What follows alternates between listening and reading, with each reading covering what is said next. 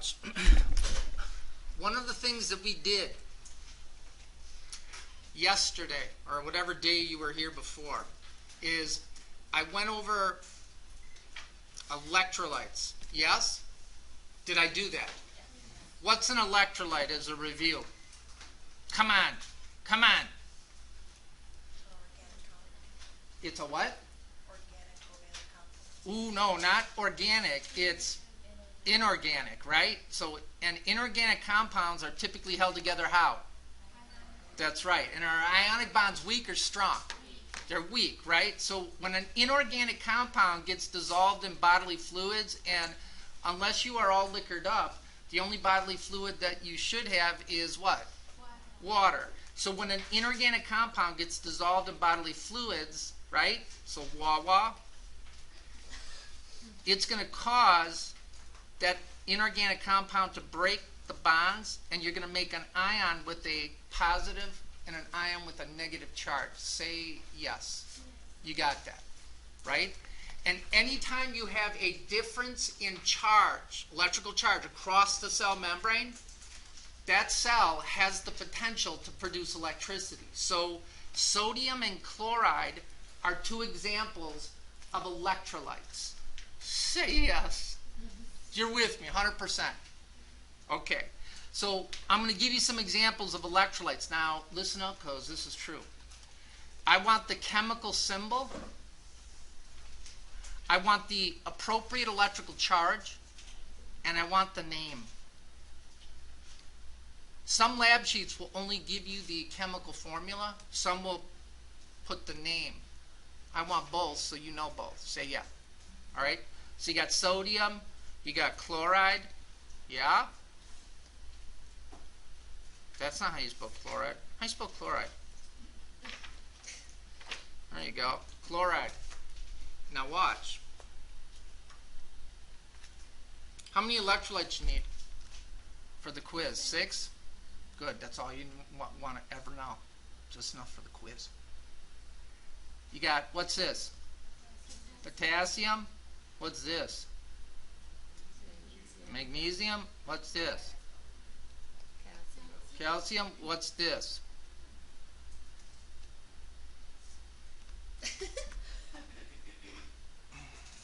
That's Timmy looking a little anorexic. Also hydrocephalic too. That means I got a big dome. All right. And what's this? What is it? Phosphate. How many electrolytes did I give you? 6. Sodium. Yeah, yeah, there you have it. All right, watch. Did you guys like my Facebook page?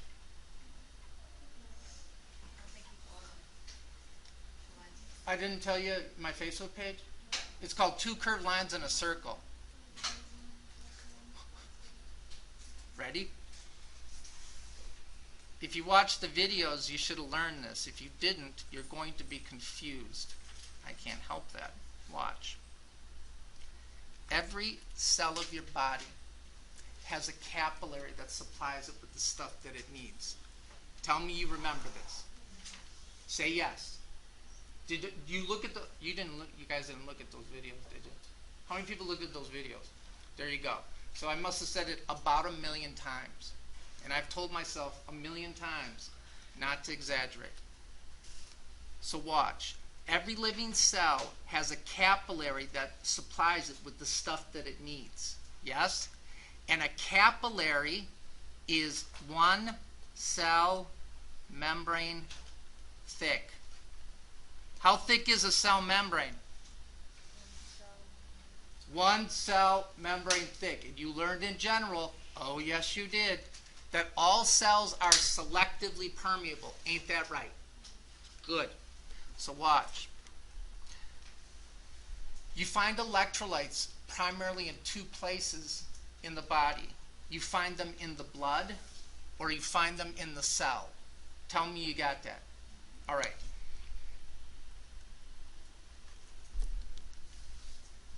Electrolytes gotta get this. Electrolytes are measured in units called, come on,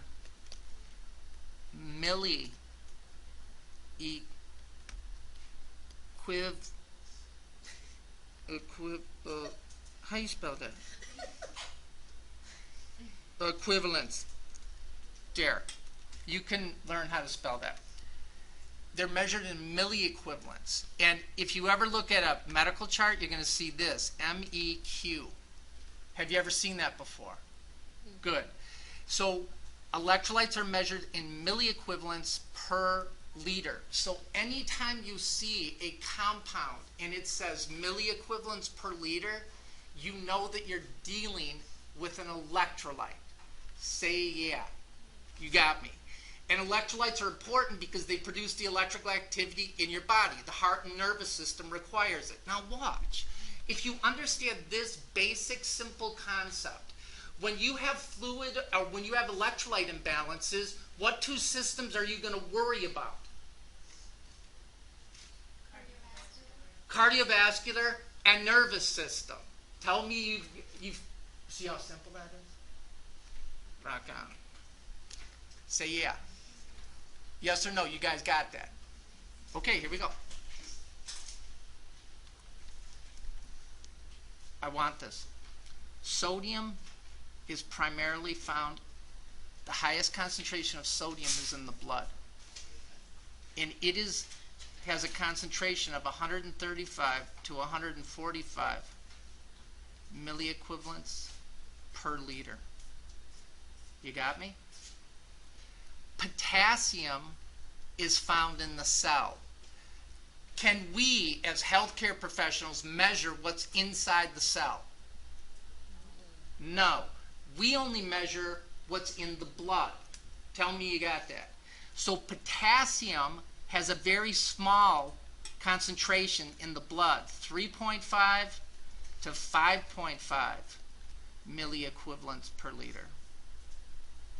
Say yes. You're following this.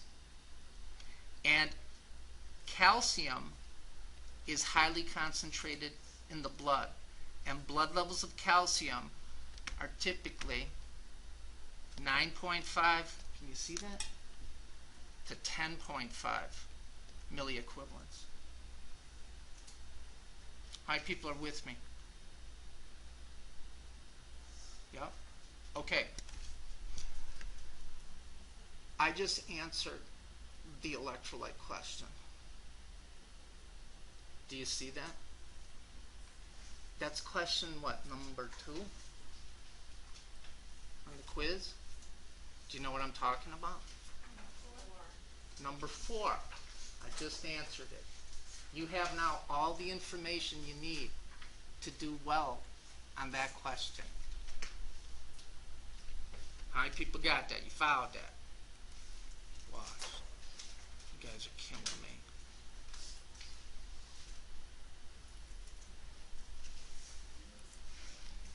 Quizwanski. Number 4, what's an electrolyte? Specific examples, normal blood levels of potassium, sodium, calcium, where the greatest concentration of these ions located. Boom. Done. Here we go. All right.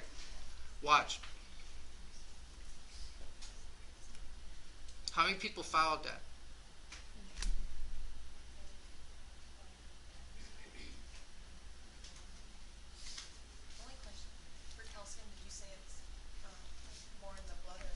Yes, and here's why.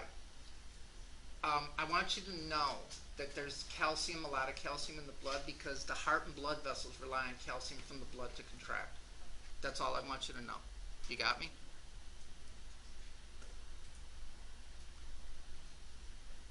Okay. Where is it?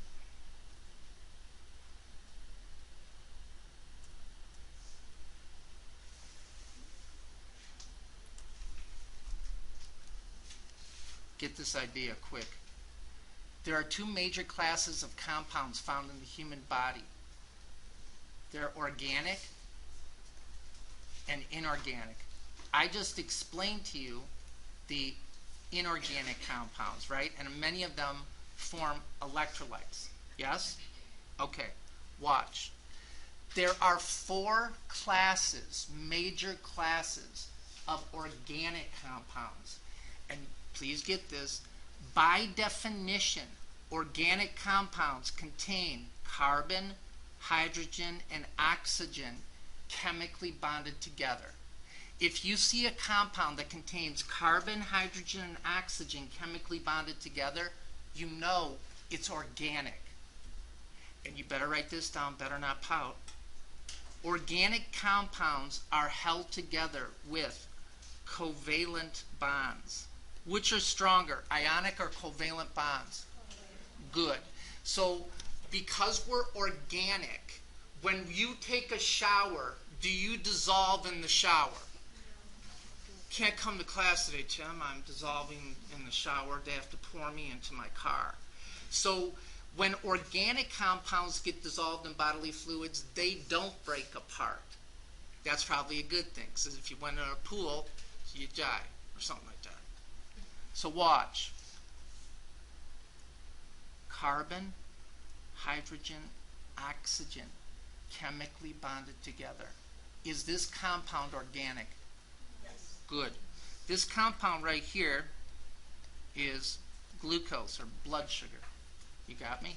Why are you guys writing stuff down? Are you writing stuff down? Don't write stuff down. Remember, I'm recording this. Remember? You guys aren't used to this class at all, are you? Are you? I told you how I did. We had a class this week, right? Yeah. And I told you how I was going to do it, right? Do you want to write stuff down? Guys? You do? Well, good luck.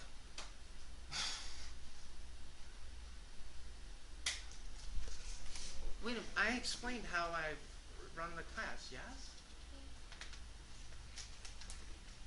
Right? All you guys look confused right now. Are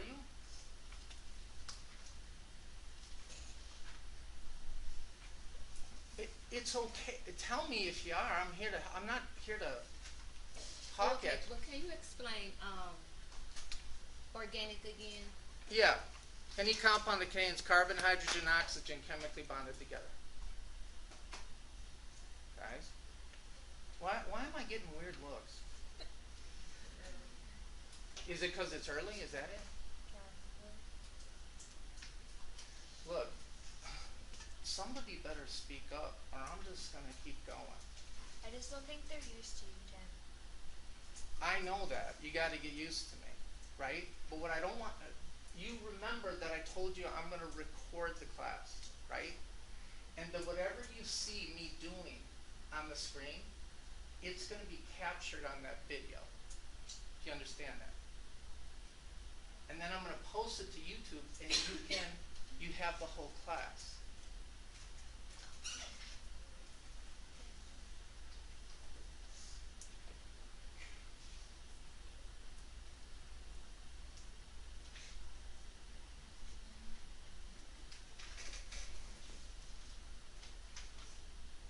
Are you following that? So you don't want us to take notes, you just want us to pay attention for instance. Yes. Yes. That's what I want. I have a question. Yeah. On the quiz for number 4, the last part is where the greatest concentration of these ions located Yeah. in the blood. No.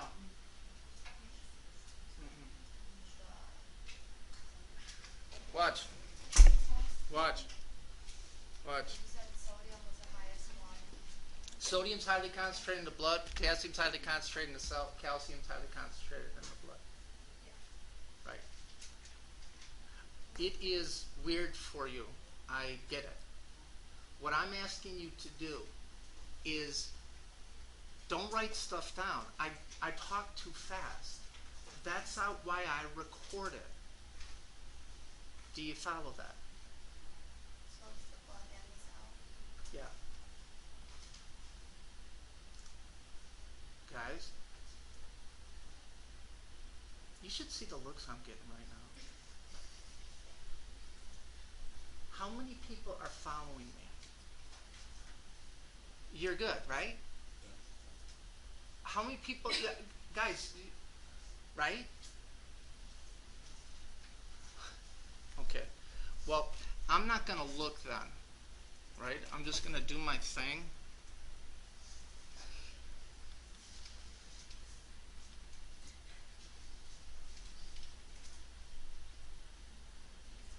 Okay. I'm just going to do it. Are you ready? Okay. What's the definition of an organic compound? Organic compound. Any compound that contains carbon, hydrogen, oxygen chemically bonded together.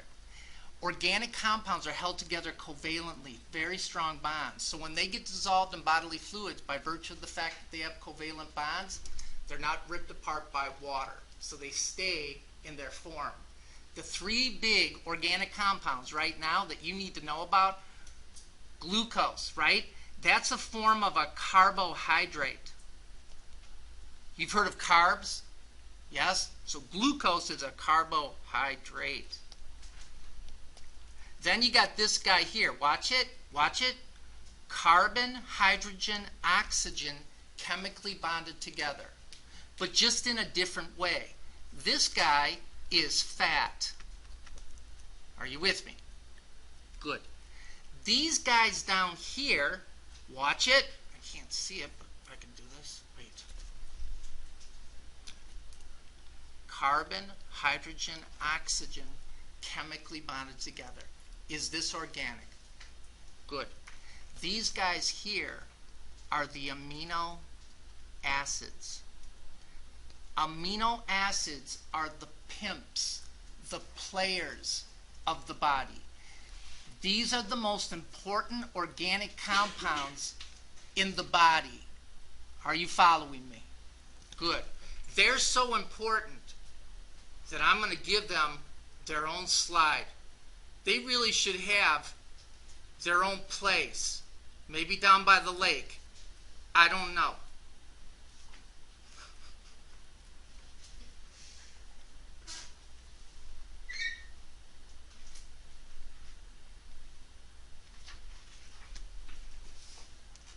You need to get this. You need to get this. This next thing that I'm going over is going to follow you for the entire semester. You don't get this idea, you in trouble. Say, yeah, I'm going to take my time with it. Ready? Ready? These guys are the amino acids. These amino acids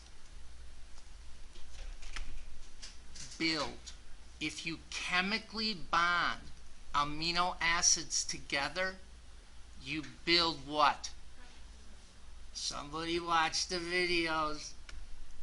You build proteins. Here we go. Before it gets a little goofy. Now watch. In your body, you have two major classifications of protein. Anybody know what they are?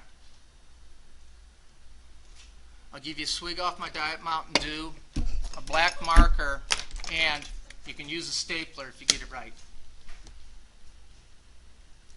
Anybody? No? Here we go. I'm going to tell you. Two major classes of protein: structural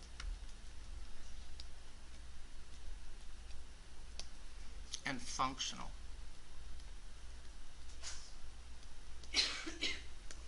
Give me an example of a structural protein found in your body. I don't have a lot of it. Hater. Yeah. I used to have hair. Just so you know, did I tell you that 10 years ago I was 11 or 12% cuter than I am now? Did I tell you that?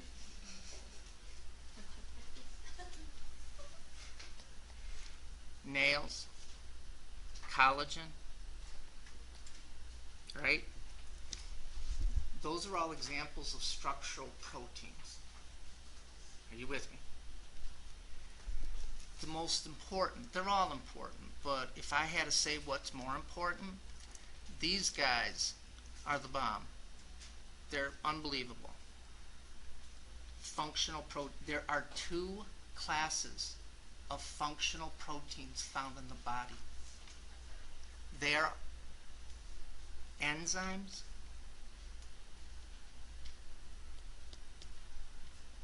and hormones.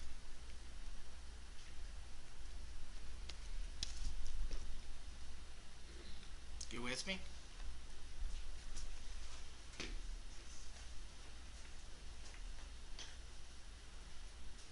What are enzymes made out of?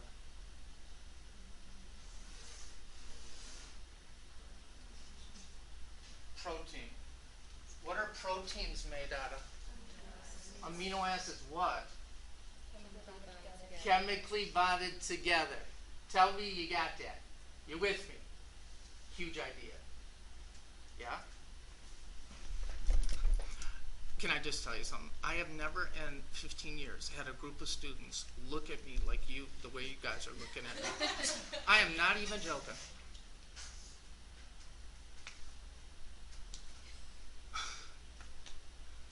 It's just really, like, you guys are like, you should see your look, you're like,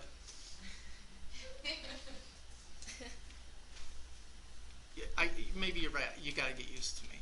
It'll be okay. Right? I'm not looking, I just got to keep working here. All right? Watch.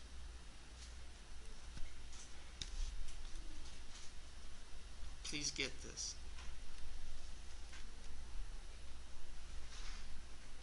What are enzymes made out of?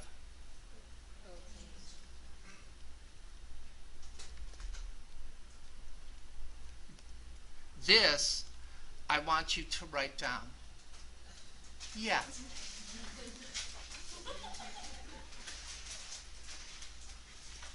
Oh, you gotta feel like you're doing something, huh? Is that it? Okay, well, just when I going over stuff, just scribble on the page. Okay, every once in a while I'll tell you to write something down. How's that sound? Is that okay? Okay, good. Write this down. As a matter of fact, it is so important that not only are you going to write it down, but you're going to get extra credit if you get it tattooed in Korean on the inside of your right forearm.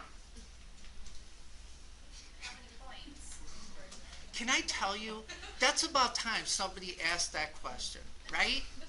You got to make the juice worth the squeeze, right? You're going to go through all that pain and suffering, not even be able to read it because you can't read Korean, for 2 points of extra credit. I mean, cut it out. But it's permanent. It's really class. That's so stupid. What are enzymes made out of?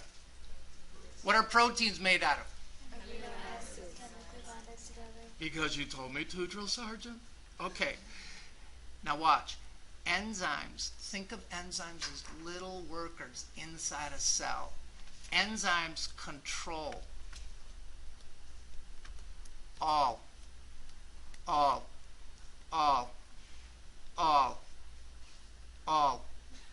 Am I emphasizing that enough? Good.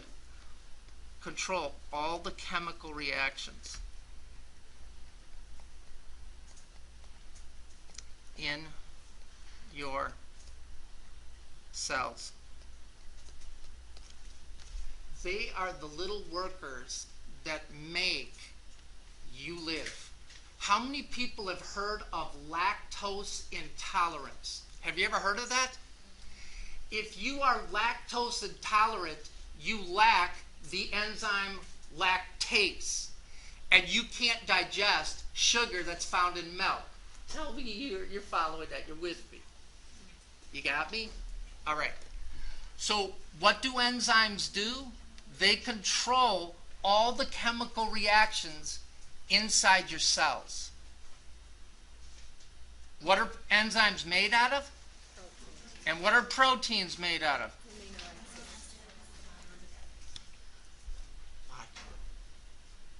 I'm going to explain this to you. Ready? Don't write this down.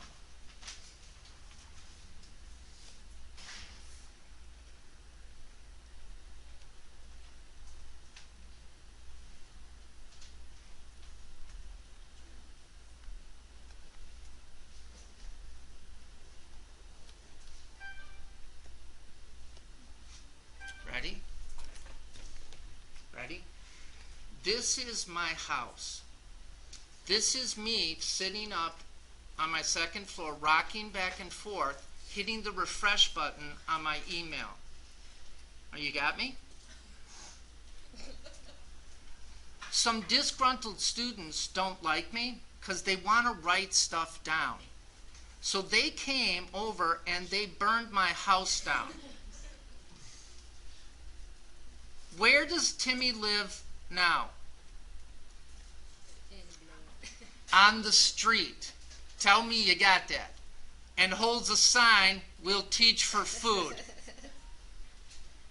You with me? Write this down.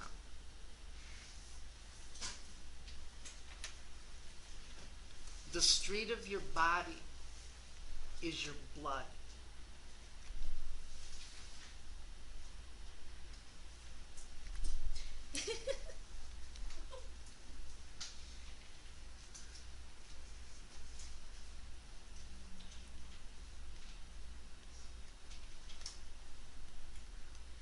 What's this? It's a heart cell. How do you know it's a heart cell? I wrote heart cell.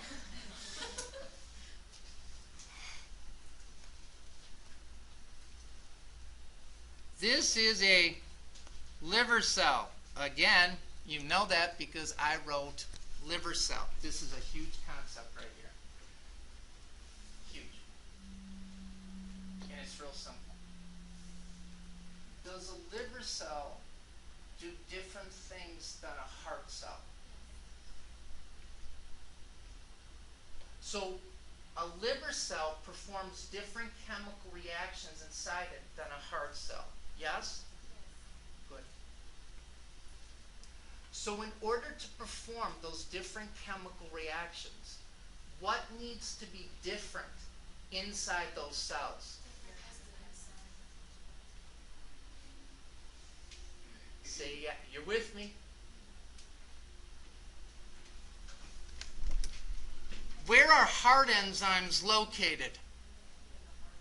In the heart cell. When you draw blood, can you measure what's inside a cell? No. You only measure what's in the blood. Are you following this? So let's say that somebody smokes, drinks, swears, and doesn't read the textbook, and they get heart disease. You with me? Their arteries to their heart muscle are becoming blocked. Yeah? Watch. If you don't get oxygen to your heart cells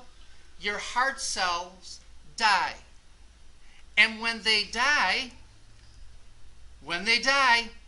the cell membrane ruptures. Are you following? And where do the heart enzymes go? In blood. Right, just follow the arrow. You got me? So, because real smart people with tape between their glasses and pocket protectors, they figured out the different types of enzymes inside each cell. That's how a doctor can determine what organ of the body is being damaged by looking for the specific enzymes that are found in each specific cell. Do you have any idea how good that information is right there? Do you have any idea how good that is? How many people followed that? So that's, and watch, you're not going to believe this too. The more heart cells that are jacked up, the more heart enzymes are going to be found in the blood. That's why a doctor can come out to you and say, they just had a little heart attack. Or, it's the big one. I'm coming here. Say yeah. That's why that's important. So if there's heart enzyme in the blood, then there's something wrong with your heart. Yes. If there's liver enzymes in the blood, then there's something wrong with your liver. If there's pancreatic enzymes in the blood, there's something wrong with your kidneys.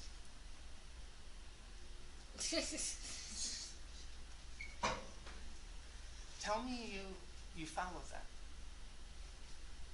Yeah. Anybody working in an emergency room here? No? Hospital? Cardiovascular floor? You do? Yeah, I was in ICU. Yeah. So you probably heard of CPKMB, troponin I, troponin T. Have you heard of those?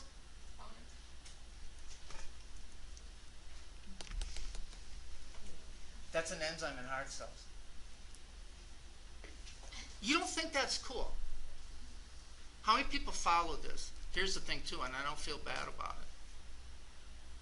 I asked you to look at those videos, and I can tell by the looks, like, you guys didn't. For people who did, they're straight. Yes, you're following me? There you have it. That's why you got to look at that stuff. Right? This is a different animal, this class, for real. Yeah? Got to stay on top of this. How many people followed that? That is, of course, beautiful. Let's go back. Let's go back. What are proteins made out of? Amino acids. What? How many amino acids you got?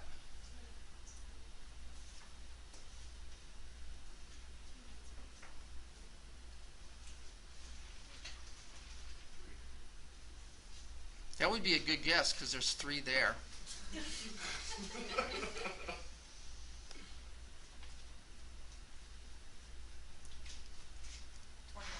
Good. 21 individual unique amino acids. Say yeah. Okay, watch.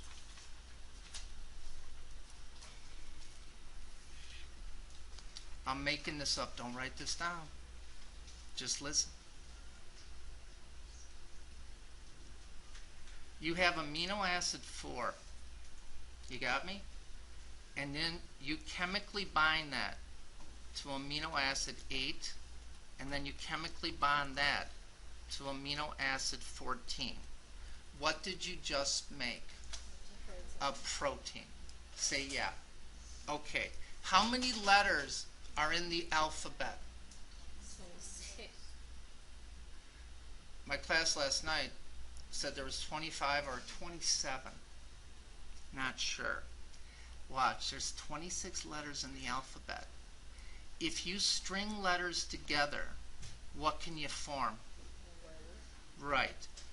That's the one word I can spell. If you spot me the C and the T. Ready? Watch. You can make words by stringing letters together. You can make at least 3 words. Cat, dog, and diabetic neuropathy. Those are the only 3 words that you can make. Right? How many words can you make with 26 letters? Please say a lot. A billion. Good, good. I'm very happy about that. Okay, good. So watch. Watch. If you take letters and you string them together, what do you form? If you take amino acids, you chemically bond them together, what do you make? Proteins. So watch, you better get this. If you take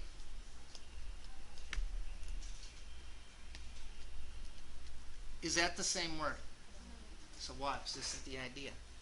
Not only are the amino acids you string together important, but the sequence which you string those amino acids together. Are you following? Let's go back to this one, this little guy here. If you chemically bond together amino acids, what do you make? A protein. So in this case, look. Whoops.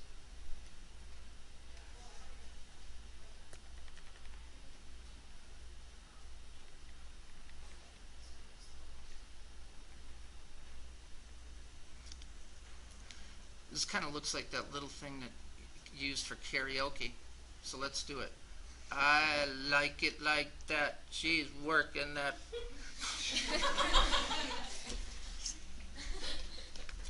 I hate me too, just so you know. Ready? I strung together amino acids to build a protein, yeah? If I take these 3 amino acids and I do this,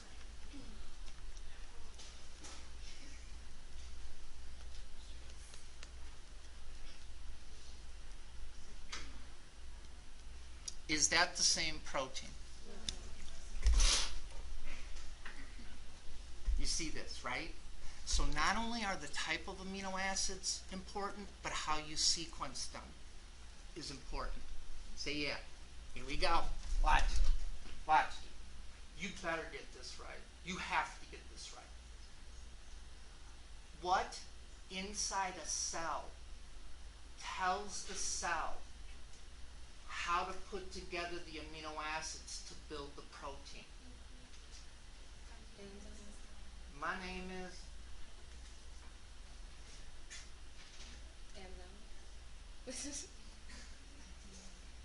I heard it. The DNA tells you how to string together those amino acids. Are you following that? Guys? Wait. Thought my zipper was open. You should see the looks I'm getting like.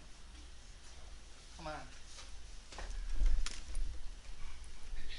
Guys, DNA tells a cell how to put together the proteins. Are you with me? So watch. What controls all the chemical reactions inside your cells? Enzymes. What are enzymes made out of? Good. So watch. If you go out in the sun, and it's not like I was laying out in the sun, I was working, cutting grass and painting valves. Anyways, and you get exposed to radiation, you can damage your DNA. If you damage your DNA, then its ability to make perfect proteins, perfect enzymes, is now inhibited, right? Can't do it as well. That's why you age. So as you're exposed to more damaging stuff, smoking, drinking, swearing, not reading the textbook, you damage your DNA. And when you make enough goofed up, jacked up proteins, the cell programs itself to die. That's why you get old. That's why you get disease. If you could prevent your DNA from ever being damaged, you would mature and look like that forever. And you would live forever. And then you wouldn't have to worry about looking at the videos. I'll do that tomorrow. How many people followed that? Okay, so watch. This is this next part. I'm going to take a moment of silence. You need to get this. Yeah?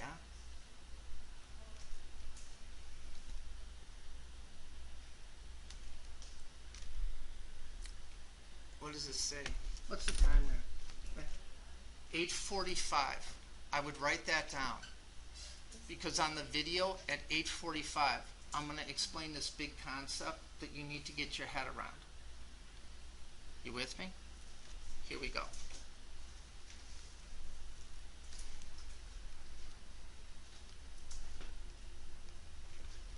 Ready? When you take amino acids and you string them together, what do you make? Good. This next thing, here we go. Each individual amino acid carries an electrical charge. Plus, minus. I'm making this up. You got me? What do like charges do? Like, yeah, that's right, they repel. That's good. What do opposite charges do? Okay. So when the cell puts together the amino acids, because each amino acid carries an electrical charge, those amino acids are going to that protein's going to begin to bend and twist. Are you with me, guys? Guys? And it's going to have a particular shape.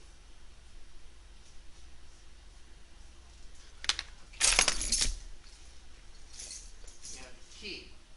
It has a particular shape. If you take the key and you bend it, you've altered its shape. Can it do its job now? No. So the sequence of how you put the amino acids together is critical, because that's going to determine how the charges interact and how that thing bends and twists and folds. Yep. And the shape of a protein determines its function. If you alter the shape of a protein, it can't do its job. Say yes. You're with me. Okay. Ready? Tonight after class, I'm going on a date.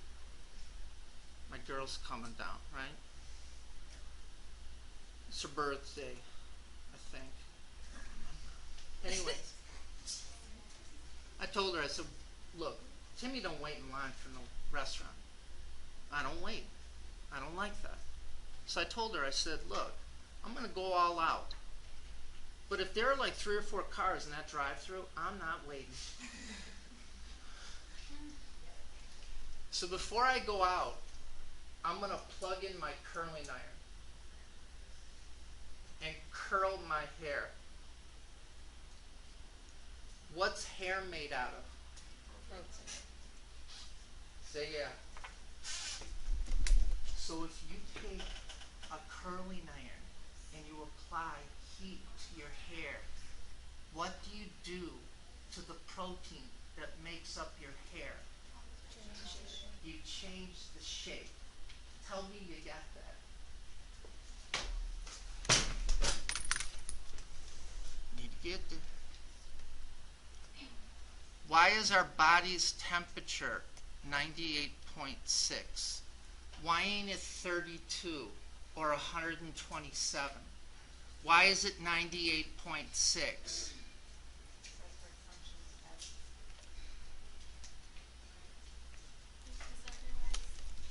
What's that? Because otherwise the shape of the proteins is different. What's your name?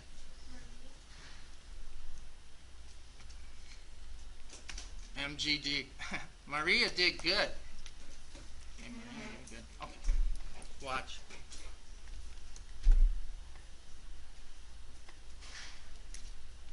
How do you feel when you have a fever? I have a fever of 103. I want to go run a marathon. How do you feel when you have a fever? Good or bad? Bad. Do you have a lot of energy when you have a fever? No. Watch it. What controls all the chemical reactions inside your cells? Enzymes. What are enzymes made out of? Protein. Say yes. What's important about the shape of the protein? It determines its function. And you better get this, all the critical proteins inside the cells of your body work optimally at 98.6. If you change your body's temperature, you will change the shape of those critical enzymes, and they will not be able to perform their function. Yes or no?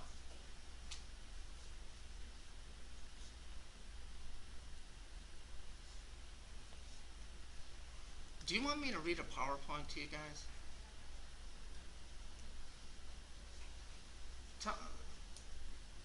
This is just weird.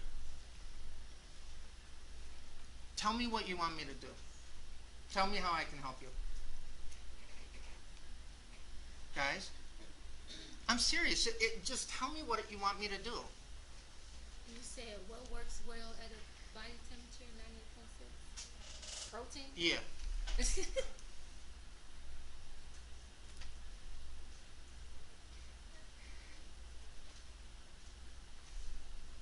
I'm open to suggestions.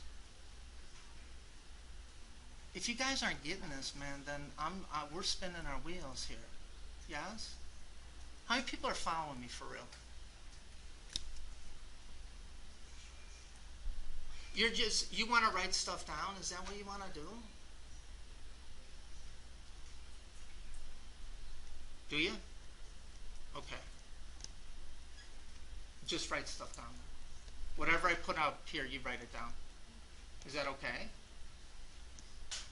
I write down everything you put. Do you want to write down everything? Okay. How about if I tell you every couple of minutes to write this down? No. No? Why can't they just take notes how they want to take notes? Okay, you do whatever you want. If you feel like you need to write that down, write it down. Is that okay? You know what I should do is I should get that GoPro. And as I'm up here, I should show you a video of the looks that I'm getting. This is the looks I'm getting. Yeah? Guys? Yes or no? You're following me. Okay. Watch. Watch. At 98.6, your enzymes maintain their ideal shape and therefore they perform all of the chemical reactions optimally. Listen up, cuz this is true. At a body temperature of about 107, the most critical enzymes that control brain function are completely destroyed. If I take my curling iron and I hold it on there long enough and I apply enough heat to it, it will destroy what little hair I have left. Say yes. So if you have a high body temperature long enough or high enough, it will destroy the enzymes of your brain and you will have permanent brain damage. Do you follow that? And what people can't understand, they don't get this, they have someone who's had a heat stroke and their enzymes of their brain are jacked up, but they're moving their head and they're smiling and they're grunting. The lights are on, but nobody's home. Do you follow that? The other enzymes of the cells of the body are less critical in terms of temperature change. They can survive, but the brain can't. That's why it causes seizures in little kids. Say you learn this in chemistry. What does heat do to the rate of chemical reactions? So as your body temperature gets hotter, especially your brain, nerves start firing more frequently. And if they keep firing, that's why you get a febrile seizure.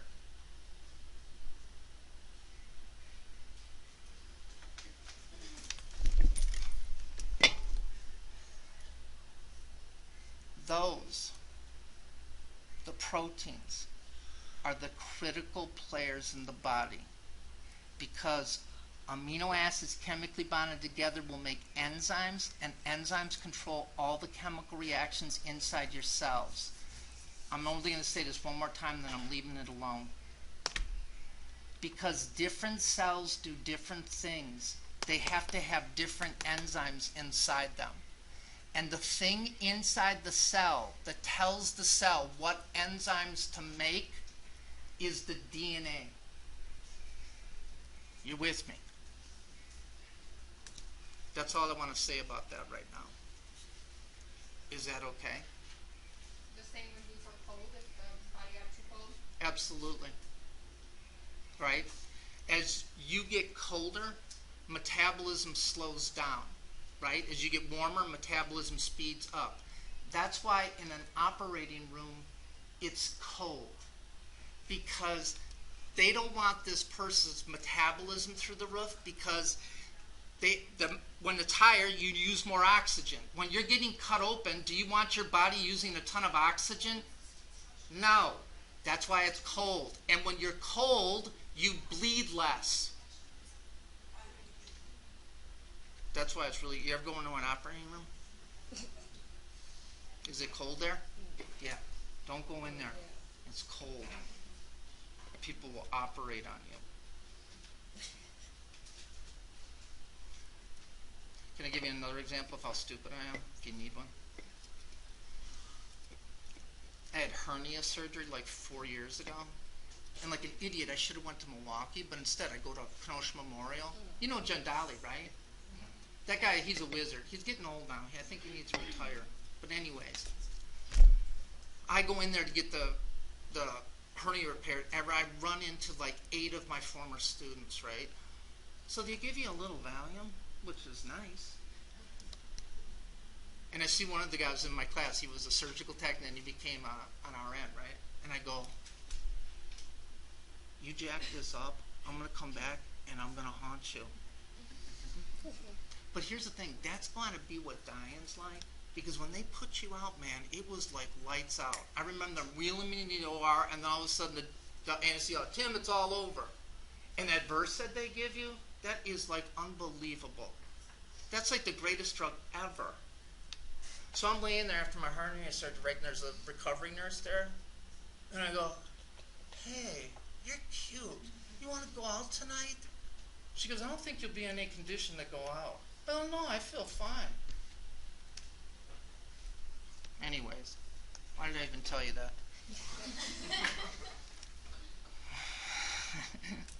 You got to get the looks off your faces. All right, say you followed this, yes? For real? Okay, here we go. I'm going to change. No, I'm not. I'm going to keep going with this. All right. Okay, watch. What are the most critical organic compounds found in the body? No, organic compounds. Yeah, and amino acids build what? That's good. Okay, watch. Are you just carbs, fat, and protein? Like your left arm's carb, your right arm's fat, and your left leg is protein. Good. This is the idea. We are combinations of those things. Yep. So watch.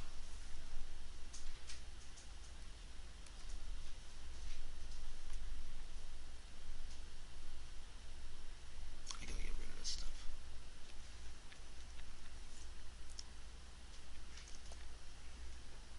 Please get this now. All right?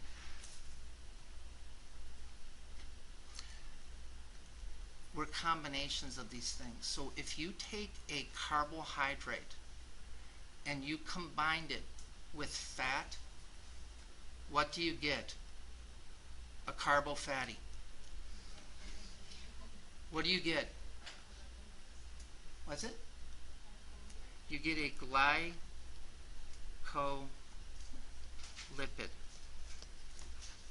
You with me? Glycolipids are, an example is mucus, boogers. Boogers are glycolipids. So you now can tell your kids, stop picking your glycolipids and wiping it on your sister.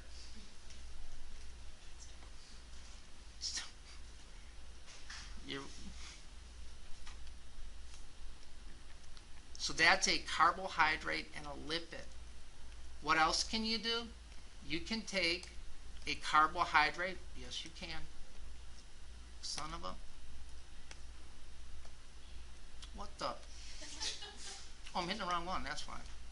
You can take a carbohydrate and a protein and make what? A glycoprotein. You better get this. And glycoproteins,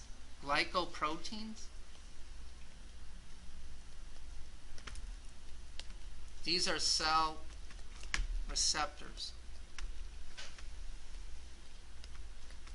You got me? These glycoproteins also allow your immune system to identify you as you. That's why your immune system doesn't attack you. With me, guys? All right. I'm not looking. I'm just doing this. The last one you can do, or, well, not the last one, is you can take a fat and protein and make what? A lipoprotein. So, fat and protein, lipoprotein.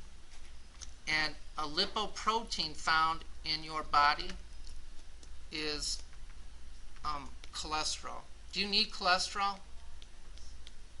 Do you? Yeah. The body does stuff that makes sense. If you make cholesterol, you need it. Okay. The last one I want to talk about, right now, hang on.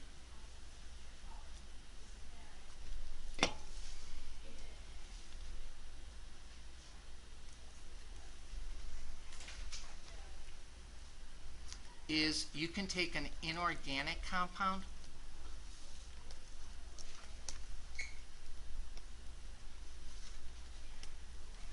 and you can combine it with a lipid. The inorganic compound that I'm talking about, what's this? Phosphate. So you get what's called a phospholipid. And a phospholipid makes up cell membranes. All cell membranes are made up of phospholipid. Say yes. Yeah?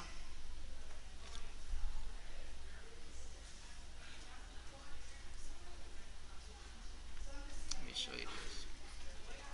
Hey, can you close that door? There's a lot of people out there talking, carrying on. Maybe we should go over and do some chemistry.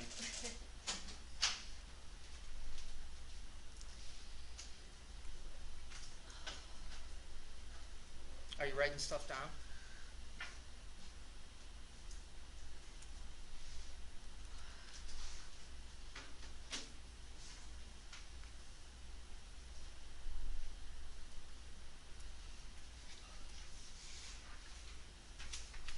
Watch. This guy right here is a cell membrane. Yeah?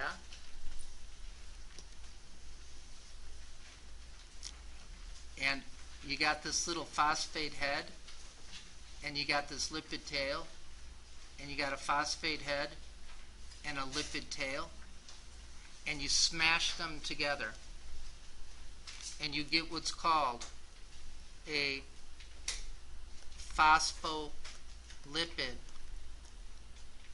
bilayer. Whoops. Bilayer. Are you with me? Write this down, because I know you're dying to. I'm going to write it down too. I'm going to use a different color to impress you too.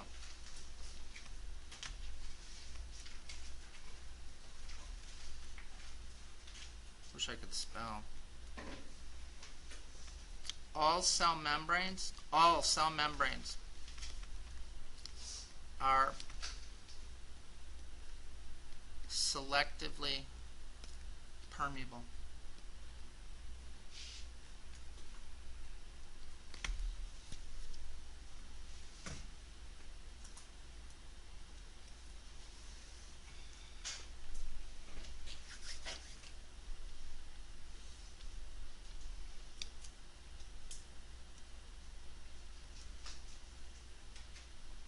Write this down too, this is critical. What does every cell have associated with it? Capillary, right? How thick is a capillary? One cell membrane thick. So every cell has a capillary associated with it? Yes? And this capillary is one cell membrane thick, so it too is selectively permeable.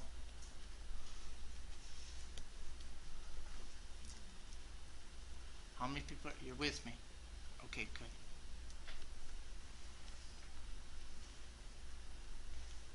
This is a liver cell, because I wrote liver cell. And here is a, I don't know, we'll make this up, a kidney cell. Do liver and kidney cells do different things? Yeah. That's beautiful. So watch.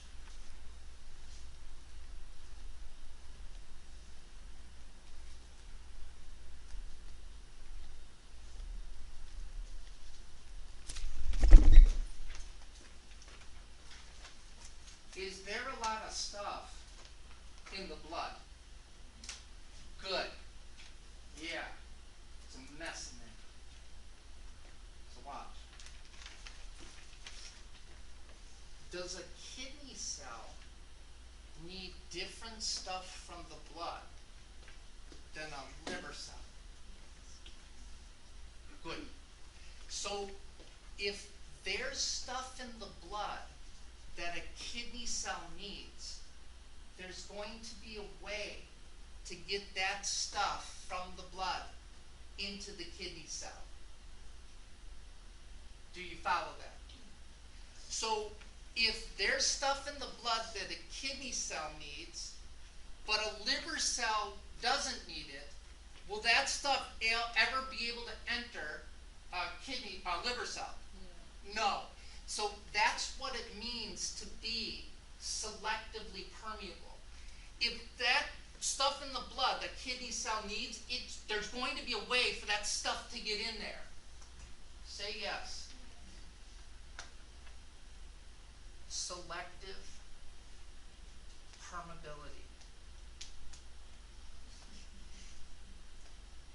Yeah or no?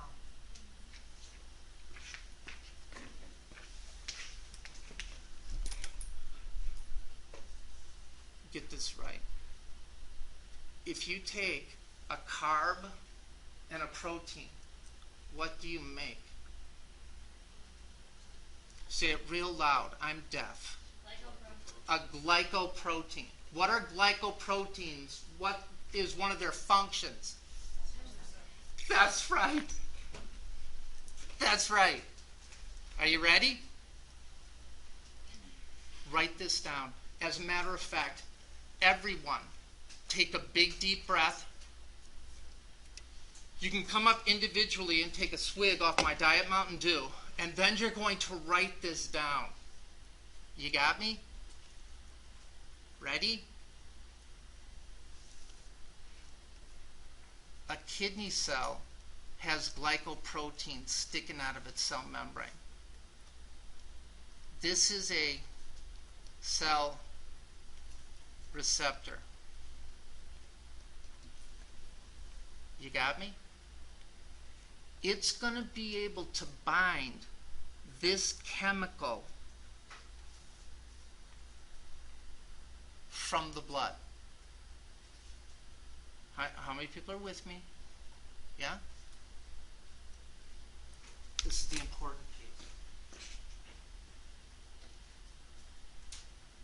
piece. If this chemical can only bind to this specific receptor, right? If this liver cell don't have that receptor, can this chemical influence it?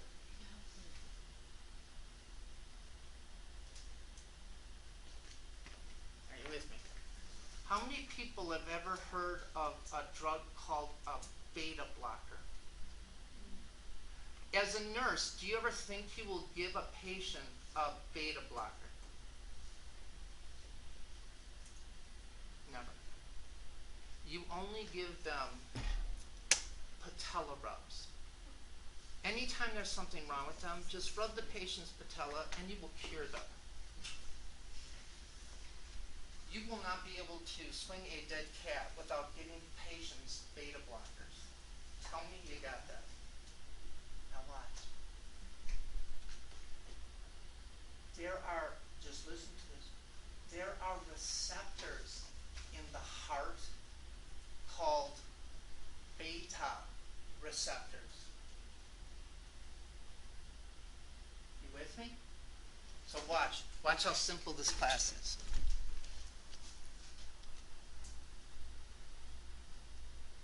You know what, I apologize. Let me say that up front. I apologize. Like, the people in Racine are totally used to me. Right? They know how it rolls. Right? This is a culture shock to you, isn't it? Is it? All right, I'm done apologizing. Here we go. Watch. This is a heart cell. You with me? Watch, I'm going to teach you some pharmacology because I'm cool like that. Heart cells have receptors in them called beta receptors. You with me? Have you ever heard of adrenaline, epinephrine? You get epinephrine, a lot of it released when you're scared. And when you're scared, what happens to your heart rate and blood pressure? How epinephrine influences your heart is it binds to a beta receptor on your heart. Are you following this? So when epinephrine does that, the heart rate goes up and your blood pressure goes up. So if you have high blood pressure, watch it,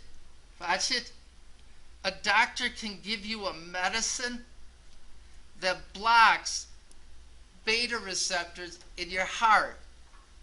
And if you take a beta blocker, what can't bind there because that receptor is blocked? Epinephrine can't bind there. So what happens to your heart rate and blood pressure?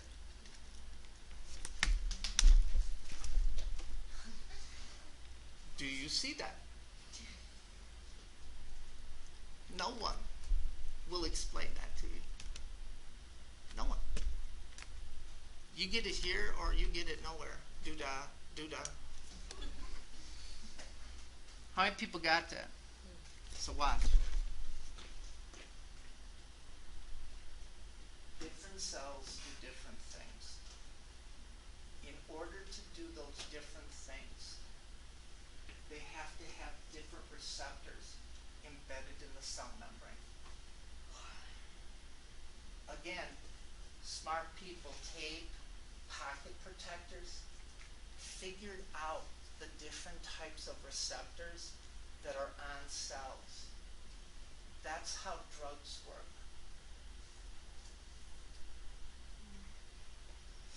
Drugs don't work by affecting a whole organ, putting a cover around your kidney.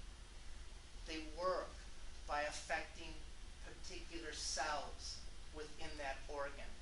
And specifically, they work by either stimulating a receptor, blocking a receptor, or stimulating the production of an enzyme, or inhibiting the production of an enzyme. So if you're ever going to understand pharmacology, and for most students, that's where they end up going into human services, because they don't understand this basic information. Say, yeah, you now are beginning to understand it. And if you don't think this is important, you have no idea what you're talking about. This is why you need to understand the cell stuff. And I'm not going crazy on it, but you need to understand that basic information. Say yeah. And you know anybody who's a type 2 diabetic? Do you? Bring them in. What's today? Thursday? On Tuesday for show and tell. Okay. We'll get introduced. When I get there, I'm going to explain to you the difference between a type 1 and a type 2 diabetic. Do you know the difference? Anybody want to impress me with their knowledge? What's the difference? One makes too much insulin and the other one can't make, yeah, I have right in mind.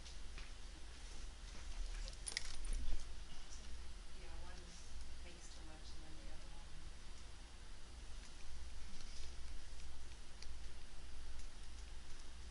Sandra's not even half right. I'll go over that. I'll show you. How many people followed this?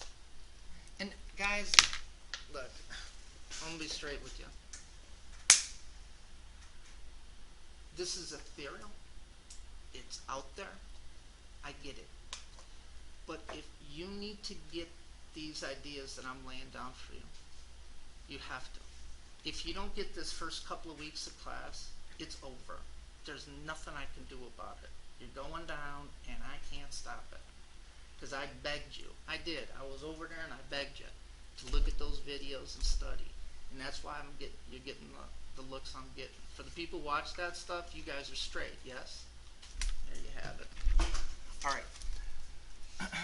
And I told you too, and I was honest with you, it's a different aminal, so I'm not going to feel bad. Say yes. You're with me, guys. You're following this. Okay. What is the cell membrane made out of? What is it? No, cell membrane. What's it made out of? A phospholipid bilayer. Say yeah. Oh, did you say that? Yeah. Are you with me? And all cell membranes are what? Yeah, they're one cell membrane thick, and they are all selectively permeable. And every living cell has associated with it what? My name is? A capillary. And how thick are capillaries? Good. That's where I came up on my Facebook page, 2 curved lines at a circle. I teach the whole class with 2 curved lines at a circle.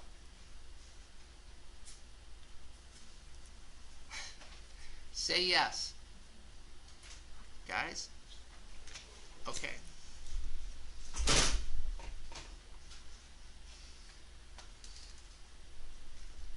Gateway Technical College.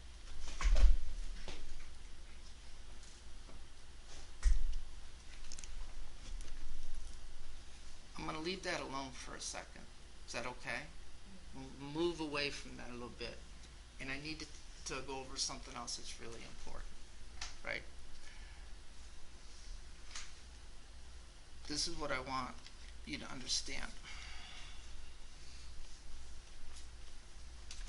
This is my birthday. Okay? So make sure that whatever present you get me is here before the 19th of January. That's important to me.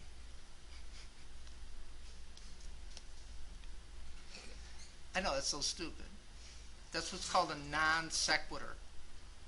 There's no place for it in this class. It is ridiculous.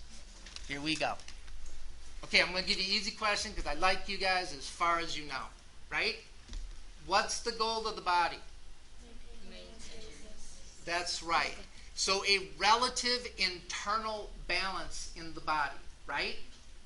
And you want that internal balance because your body works optimally at those particular levels. Yes? Okay, watch. I'm going to give you some examples of where your body works best. What temperature does your body work best? That's good. At what blood sugar does your body work best? That's right. You watched those. I'm so proud of you. 80 to 100, right? At what pH does your body work best? 7.35. That's see, that's good. That's good. I mean that. That's good. Yes. Today, I'm going to talk to you about this. What's pH? Yeah. Hydrogen ions floating around. Write this down. Never forget it. Tattoo it. Call your friend. Text your friend this. Snapchat this. What is Snapchat, by the way? Stories, pictures.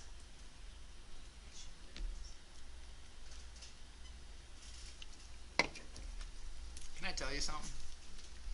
I don't like having a cell phone. Do you know why? People can get a hold of you.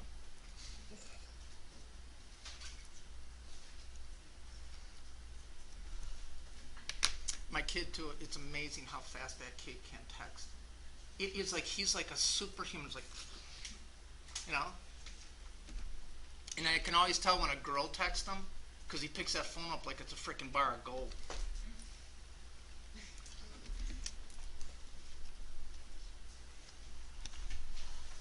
So, I don't know. I'm not that important. That's why I don't look at my phone. I know I'm not. Right? That only comes with age. All right, here we go. Write this down. You want to write something? You write this down. And it has to be written down exactly as I write it. You got me? Meaning you have to make the P and the H just like me. Or you don't got me. You learned in chemistry. Forget that pH stuff. You probably don't even remember it. Right? So learn it my way. pH is really a measure of free floating. What's this? What? Hydrogen ion. What's another name for hydrogen ion?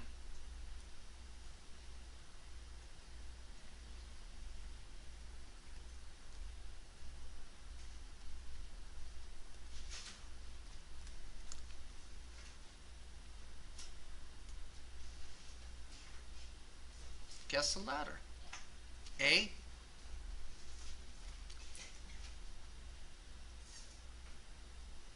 H.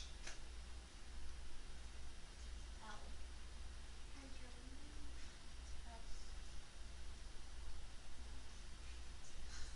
E.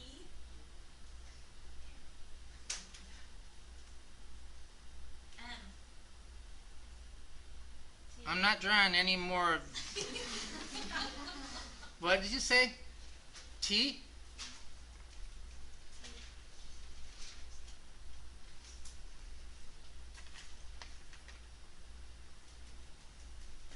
Proton. You're supposed to say, Timmy, I want to solve the puzzle. It's called a proton. Tell me you got that. Have you ever heard of Nexium, Prilosec, Prevacid, Protonix? Have you ever heard of those drugs? They're called proton pump inhibitors. So they reduce the acidity of your stomach. Because a hydrogen ion is also called a proton. Say yes. Okay, watch. The only thing that can affect your pH is free-floating hydrogen ions. If the hydrogen ion is not free-floating, it cannot affect your pH.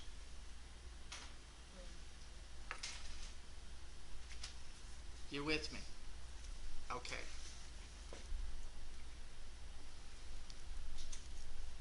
We measure pH on a scale, 0 to 14. 7 being neutral. I'm now going to impress you with my counting ability. 0, 1, 2, 3, 4, 5, 6, 7, 8, 9, 10, 11, 12, 13, 14. Were you impressed? Thank you. All right, watch. I'll give you a break in a second. We're going to get through this. How many people have taken the TEAS test? Right? They have pH questions on there. Right? I'm going to help you pass the TEAS test. What? You don't like the TEAS test? No, I never took it. Are you? I took it and I failed it. I think most people do. It's not that bad. I think it mixed, like, whatever. Mixed content. They do put a lot of stupid stuff on there, like geology. Yeah, because as a nurse, you know, you're going to have to worry about, like, people getting hit by stalactites or something like that. Look, I just work here. I don't make decisions. Here we go. Watch.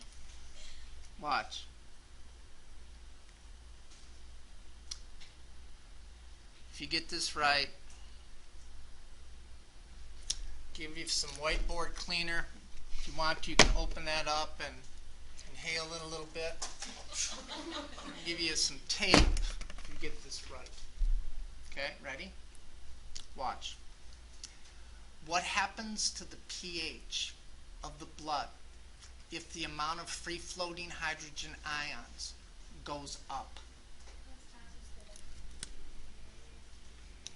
the pH goes down.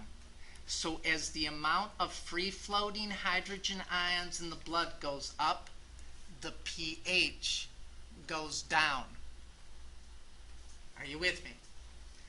If the amount of hydrogen ions goes down in the blood, the pH does what? Just use the logic here. Goes up. Say yeah. We do not talk in this class about this guy. Don't even mention it. I'm not even going to mention it because we don't talk about that. Tell me you got that. The thing that the body worries about is handling free-floating hydrogen ions. Say yes. And because the goal of the body is to maintain homeostasis, yes, you have to maintain that pH between 7.35 and 7.45. Tell me, here we go. I'm going to bring you all the way back. Ready? Ready? What controls all the chemical reactions inside your cells? What are enzymes made out of? What are proteins made out of? What's important about the shape of an enzyme? It determines its function. At what temperature do enzymes work the best at? Okay, tomorrow night I'm going to take my girl out for another date. If she's nice, I want you, might not even make her chip in for gas. What? So I'm going to go to the Barbara Cosmetology and I'm going to get a hair permanent. You got me? If my hair, what's left of it, is straight, they add a chemical to the hair and it changes its shape. What's the chemical?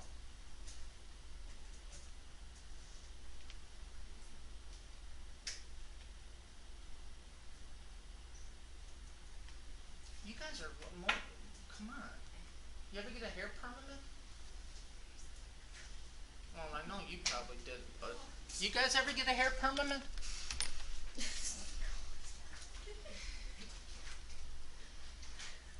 That's never happened before. There's a lot of firsts that are going on in this class. Watch. Watch. Watch. What's hair made out of? When people get a hair permanent or they're... A car. I know I'm saying it stupid. A hair permanent, I know that. It's like Dane Bramage. Forget it. If you want to change the shape of your hair straight to curly, they put acid in your hair. That's why they can't leave it on that long, and they wear gloves. So if you add acid to your hair, what happens to the pH of your hair? Does it go up or down? It goes down. And when you change the pH, it will change the shape of the protein in your hair. That's why it curls. If your hair is curly and you want to go straight, because Bob called, you put base in your hair, lye, and that will raise the pH and cause the protein to change shape. Yes or no?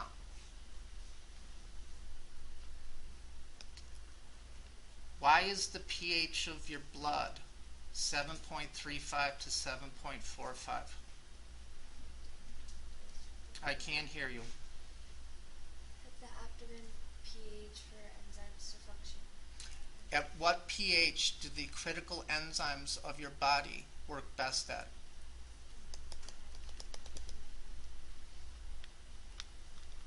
Yeah or no? Take a break.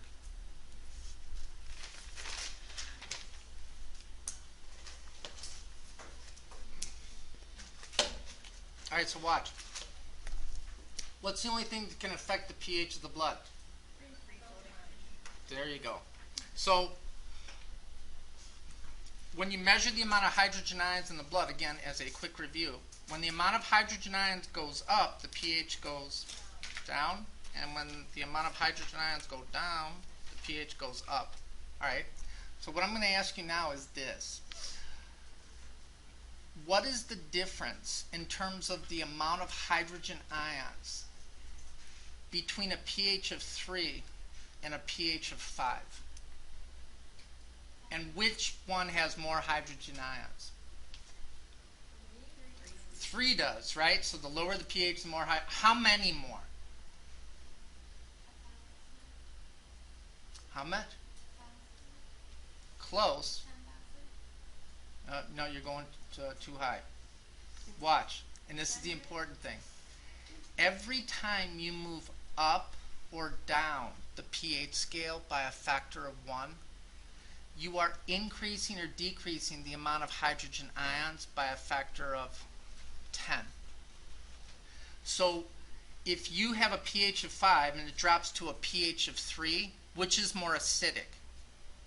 3 or 5? Right, that was your other choice. How much more acidic? Remember, every time you move down the pH scale or up by 1, you're moving by a factor of 10, right? So from 4 to 5 is times 10, and from 4 to 3 is times 10. So 10 times 10 is 100. So a pH of 3 has 100 times more hydrogen ions than a pH of 5. Say yes. If you write this as a definition of pH, I'm marking your whole life wrong because you don't know what that means. Do you know what that means? Right. So if you write that, then all you did was memorize something that you don't know what it means. What I want you to understand is every time you move up or down the pH scale, you're moving by a factor of 10 in terms of the amount of hydrogen ions. Say yes. Got it. Okay. Watch. Here we go. The equation you love to hate. But you need to get this because this is acid-base balance in the body. Boy. Write this down. Tattoo it on the inside of your left eyelid. So when you go to bed, you're like, oh yeah, there it is.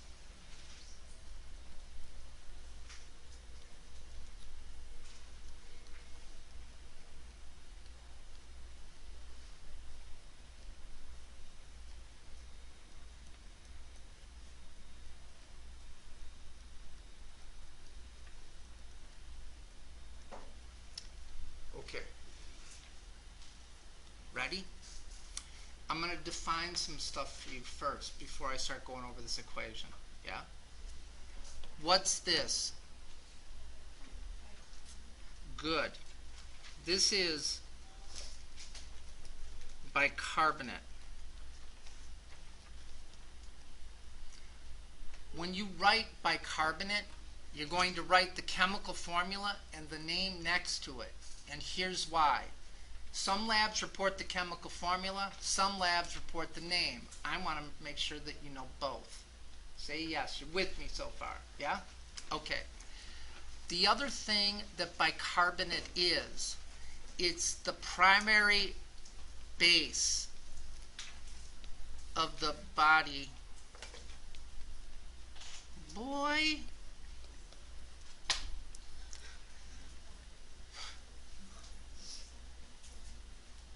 Are you with me? You had 15 weeks of chemistry. You had to learn something, right? What do acids and bases do to one another? Yeah. Aren't you glad? What do acids and bases do to one another? My name is? Come on, what does it do? Come on. You're kidding me. It neutralizes it. Say yes, right? So what's the goal of the body? So you hear a little teeter-totter. In order to maintain the pH, there has to be a balance between free-floating hydrogen ions and free-floating bicarbonate.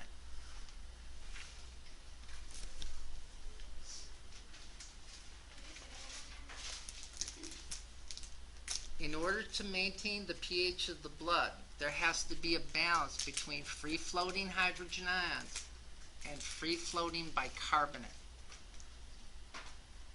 Are you with me?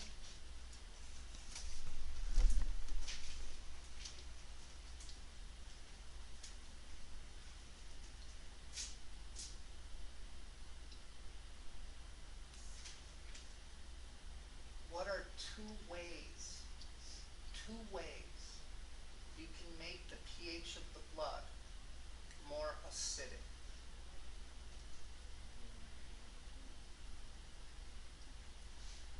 Say it real loud, deaf. How can you make the pH of the blood more acidic? Having more free-floating hydrogen ions is one. What's the other way? Say it, you're right. Removing bicarbonate. Say yeah. Okay, well, look, I'm just moving. Tell me you got that. I'm going to say it again very slowly, even though it's being recorded. There are two ways to make the pH of the blood more acidic. You can increase the amount of free-floating hydrogen ions or decrease the amount of free-floating bicarbonate.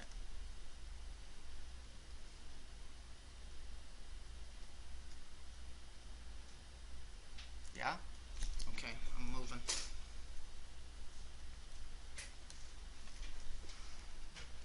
Watch.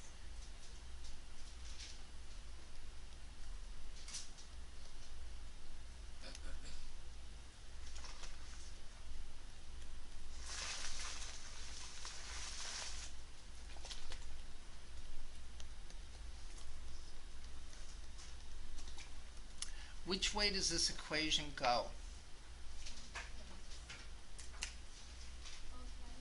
Right, the arrows are going both directions.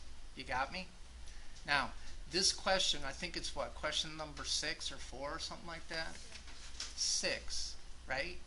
Watch. It's not a lengthy explanation, but I want to make sure that you understand it. So that question is going to be worth 200 points. Do you understand that? I'm putting a lot of points on this because you need to get this. So where are you going to spend a lot of your time? Yeah? Here we go. Watch. Write this down too. CO2 is an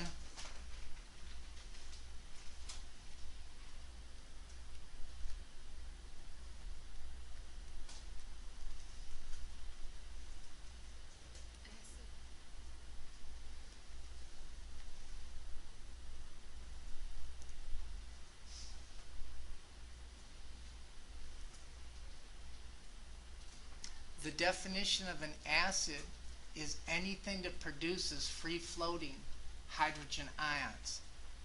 What are we mostly made out of? Water. So watch. Watch. When CO2 gets dissolved in bodily fluids, water, it's going to combine, CO2 is going to combine with water and form this. What's this? That's carbonic acid. And carbonic acid then dissociates, breaks apart into free-floating hydrogen ions and bicarbonate ions. Say yes. Anything that forms free-floating hydrogen ions is an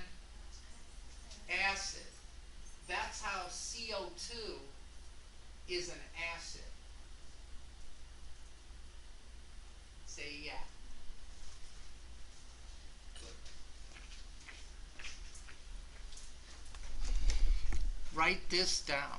Never forget it. Call a friend. Call a cop. CO2, carbon dioxide, is controlled by the respiratory system.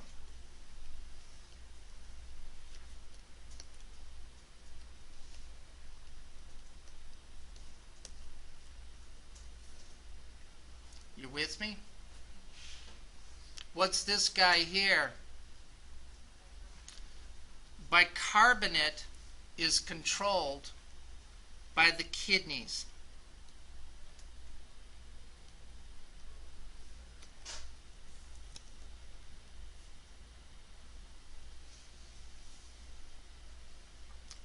You're following me so far? Okay.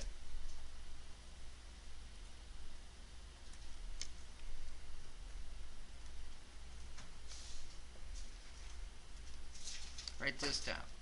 CO2 is a major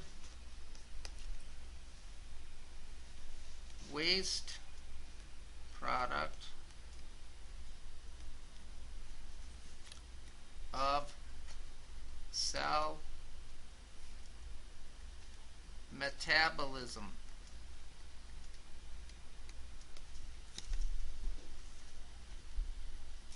Are you with me? Yeah? How many people are following me so far? Okay. You learned this in general. I know you did. I was there. I'll never forget it. It was a Tuesday. Ready?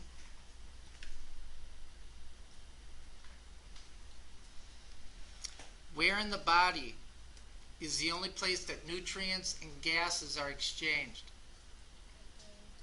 Capillary and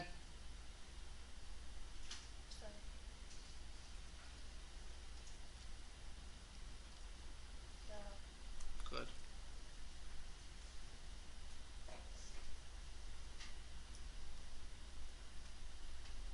Hang on, I gotta redo this.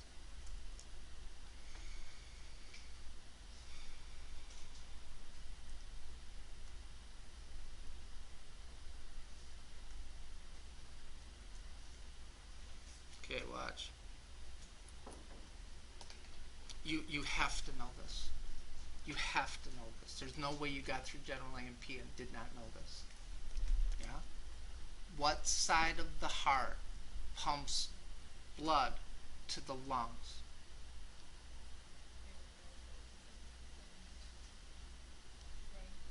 The right side of the heart. Say yeah. You know this. Don't give me that. If you don't know it, you're in trouble. Right? You had to know something.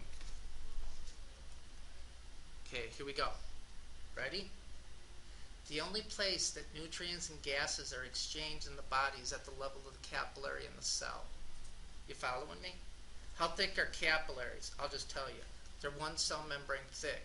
How thick are cell membranes? One cell membrane thick. Are you with me? And we just learned today, son of a... We just learned today that capillaries and cell membranes are selectively permeable, didn't we? We just did. I'll never forget it. I should go back and find out the time. So watch. You have a cell here. Who cares what cell it is? Yeah? All cells need oxygen. Where do you get it? You get it from the blood. Yes? You know this. This is crazy. I'm going over this, right? But I want to make sure that you do. Oxygen is highly concentrated in the arterial end of the capillary. It is lowly concentrated in the cell. So oxygen will diffuse from the blood into the cell. Say yes, because it moves high to low. Carbon dioxide is a byproduct of metabolism. It's highly concentrated in the cell. It's lowly concentrated in the blood. So CO2 will diffuse from the cell into the blood. It is at this point that arterial blood becomes venous blood.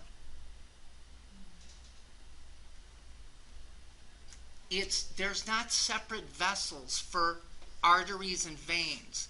They're connected together. That's why it's called circulation. It's a circle.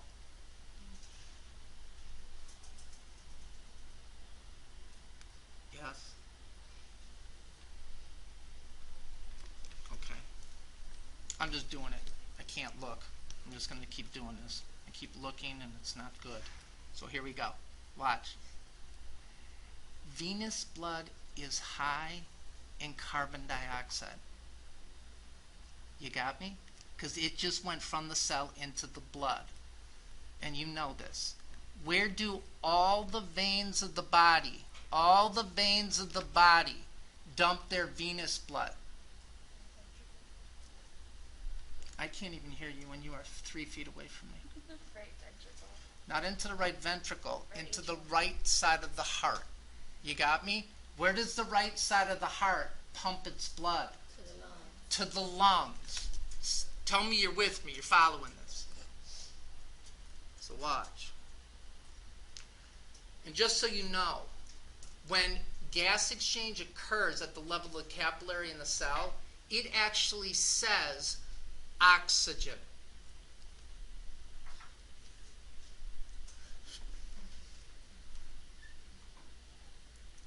Are you with me?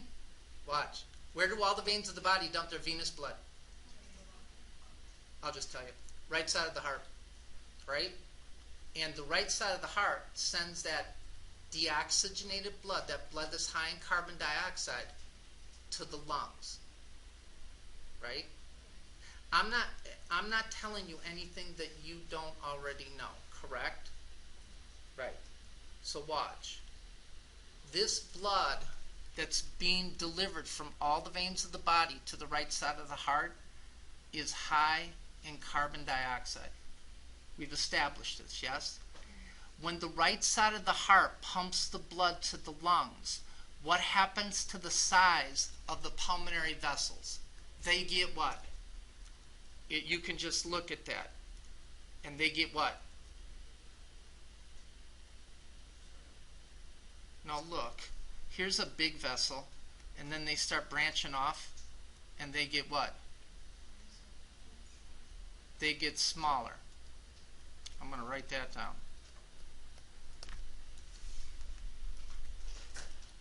So watch. You learned this in general, yes? You learned it in, yes.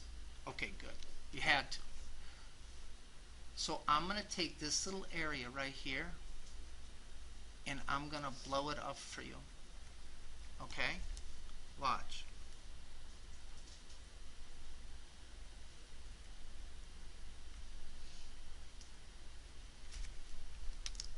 The only place the gas exchange occurs in the lungs is at a 1-cell thick membrane, air sac, called an alveoli. Are you with me? And every alveoli has associated with it a small capillary called a pulmonary capillary. How thick are alveoli? 1-cell membrane thick. How thick are pulmonary capillaries? 1-cell membrane thick. Tell me you got that. So things can leave the capillary and go into the alveoli. Things from the alveoli can go into the capillary. Are you following? I'm just going. So watch. When you take a breath in, that blood is high in oxygen in the alveoli, and it's low in carbon dioxide, and it's less filling. The blood that's being pumped to the alveoli is high in carbon dioxide and low in oxygen. Where do things always go? from high concentration to low. So CO2 from the pulmonary capillary is going to go into the alveoli, and you are going to exhale it. Oxygen from the alveoli is going to come into the blood, and now you've oxygenated that blood and removed the carbon dioxide. Say yes. Good. Where does all the blood from the lungs go to next? The left side of the heart. Watch it.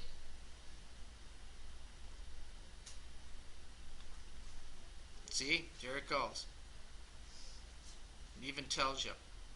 Right here. Bam! And then by magic, that blue blood turns red because you are exchanging gases in the pulmonary capillary. Yeah? Then all that blood comes back to the left side of the heart, and the left side of the heart sends that blood down to the cells of the body. And that blood that's being pumped through those arteries is low in carbon dioxide and high in oxygen. Say yes. So watch. And whoops.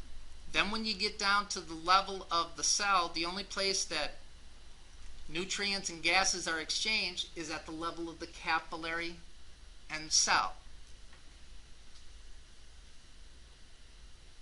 Watch. You know, oxygen says it. So tell me you know this and that you are bored out of your skull and just you get this. You know it. So again, the cell, what's a byproduct of metabolism? What's in the arterial end of the capillary that the cell needs? So gases diffuse high concentration to low, and arterial blood becomes venous blood. Say yes. Okay, good. Here we go. I'm just doing this. I'm not even looking. I'm going through it.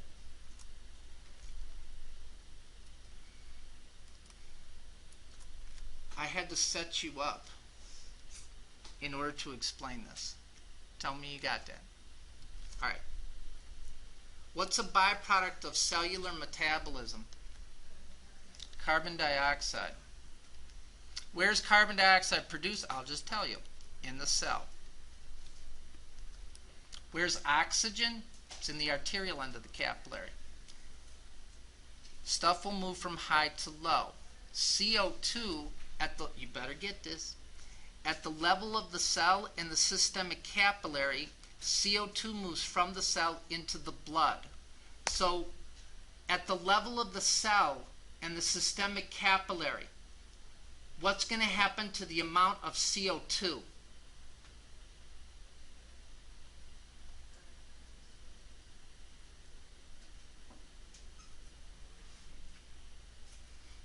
I'll just tell you. It will go up. So if the amount of carbon dioxide goes up in the blood, this side of the equation and this side of the equation have to be in balance. So if more CO2 is dumped into the blood, it's going to force the equation this way.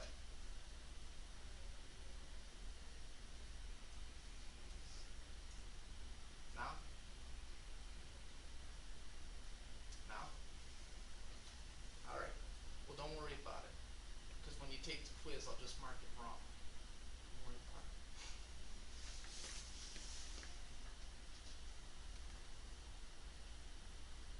You don't get that?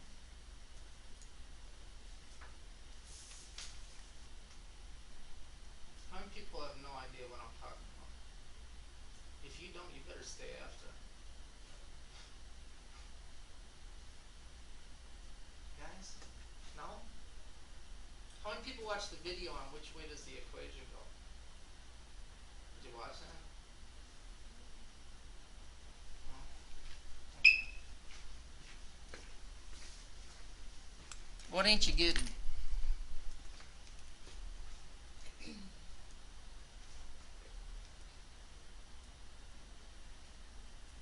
Guys?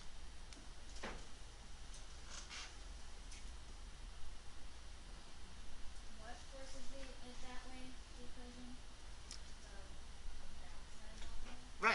So watch, watch, watch. The blood comes down to the cells, right?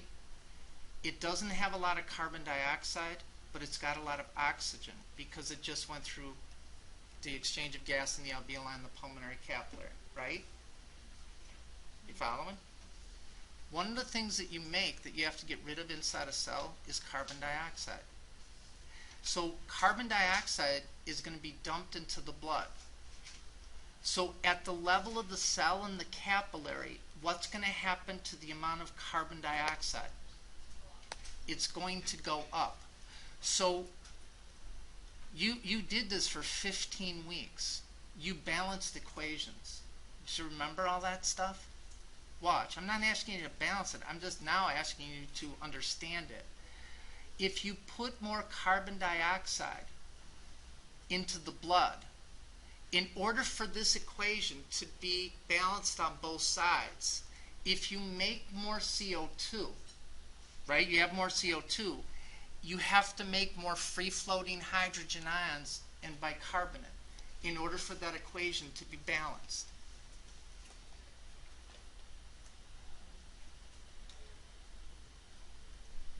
Yeah? Okay. That's all I want you to get. Did you get that? Okay, good. Good. So, watch. What I'm trying to tell you is that if CO2 goes up in the blood, it's going to force the equation this way. And what are you going to make more of? Free-floating hydrogen ions. And anything that makes free-floating hydrogen ions is a what? An acid. That's how CO2 is an acid.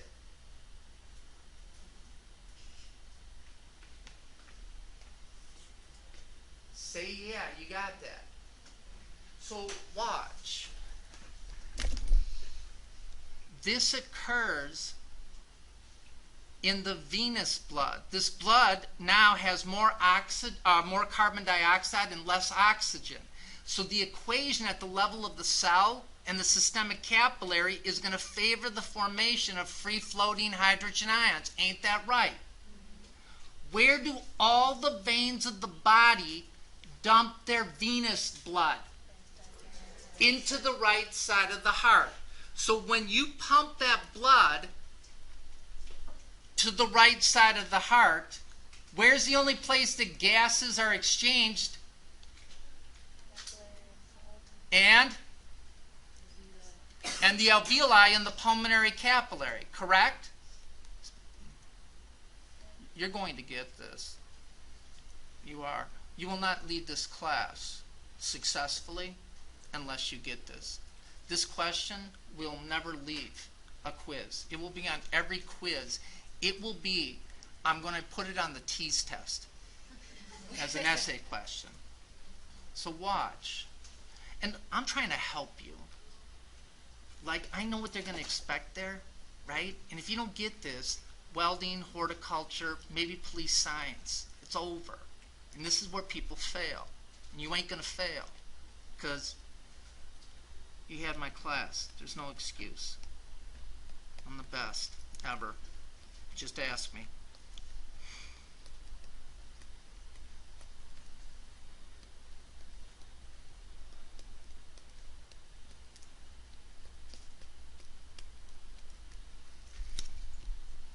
What are you doing with the amount of carbon dioxide in the blood when you get it to the pulmonary capillary and the alveoli? You are taking the carbon dioxide and getting it into the alveoli, and you are blowing it out into the environment. So you are removing carbon dioxide. Tell me you got that. So if there is less CO2 because you're removing it, which way is the equation going to go in order for it to be balanced? It's going to go this way, right? So the bicarbonate and free-floating hydrogen ion are going to combine, form carbonic acid, and then break down to CO2 and water until it's balanced. So what are you doing with the hydrogen ion. You are making that hydrogen ion not free floating anymore. And if it's not free floating anymore, can it affect your pH? No. Say yes. You're following this. So what I want you to get from this is, what does the respiratory system handle? Carbon dioxide.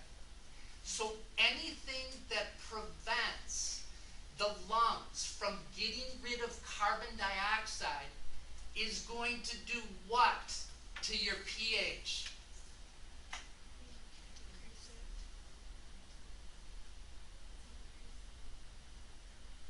If you guys don't start talking louder, right, I'm going to have to get a hearing aid or something. This is big. What's going to happen to you if somebody takes a sock, a dirty, smelly, Frito smelling sock? You ever have those kids who never wash their feet and their shoes smell like Fritos? You know what I'm talking about? Somebody sticks a rag down your throat and you can't breathe. You can't get rid of carbon dioxide. What's going to happen to the pH of your blood? It's going to go down. Because what are you going to form more of? And when you increase the amount of free-floating hydrogen ions in the blood, your pH drops. Say yes.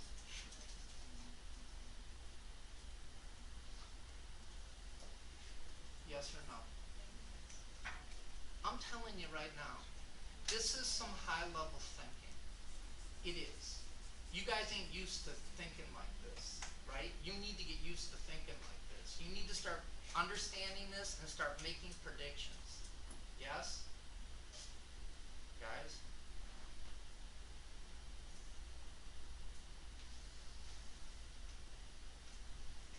For real?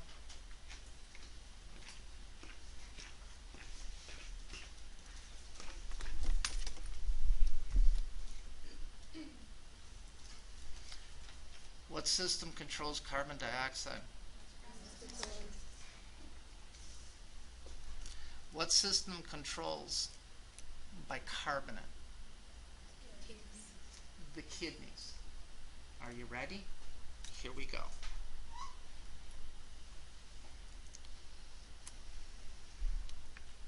What's the primary base of the body? Boy!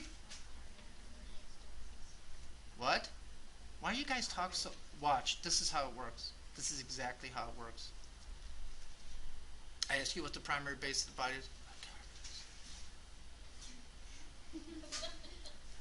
And then I said, hey, question number 20, I'm going to be taking off the quiz, right?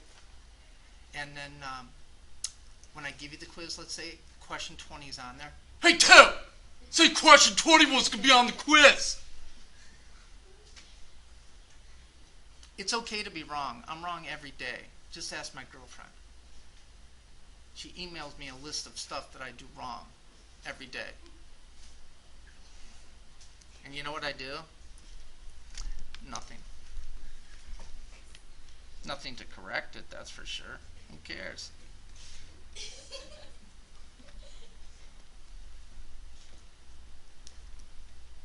Can I tell you something just real quick? I need to say this up front. This is not true. But I like saying stuff just to kind of get a reaction from students.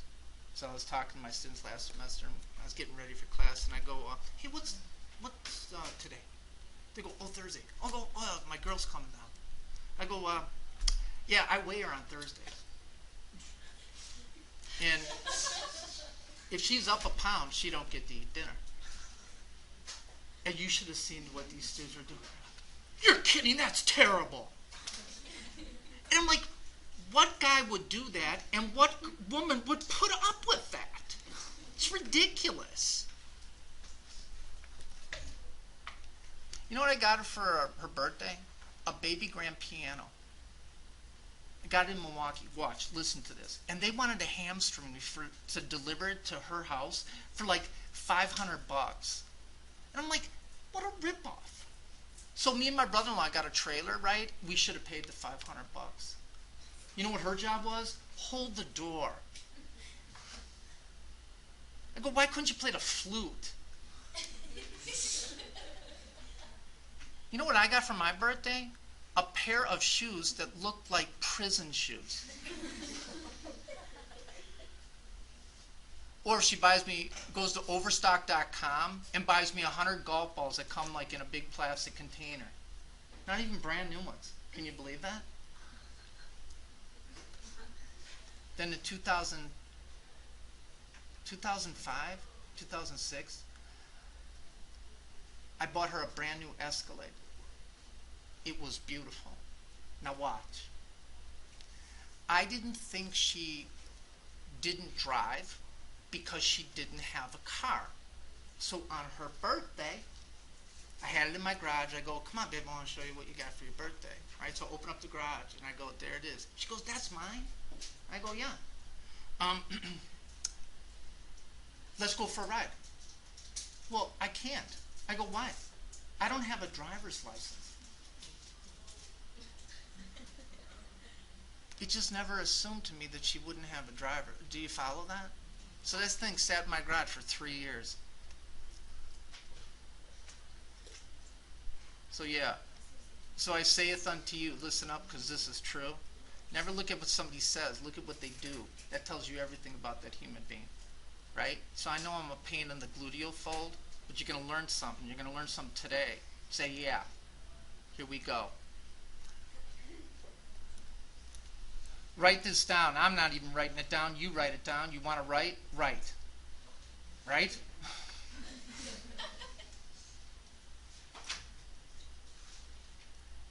A buffer. A buffer. A buffer prevents free-floating hydrogen ions from being free-floating.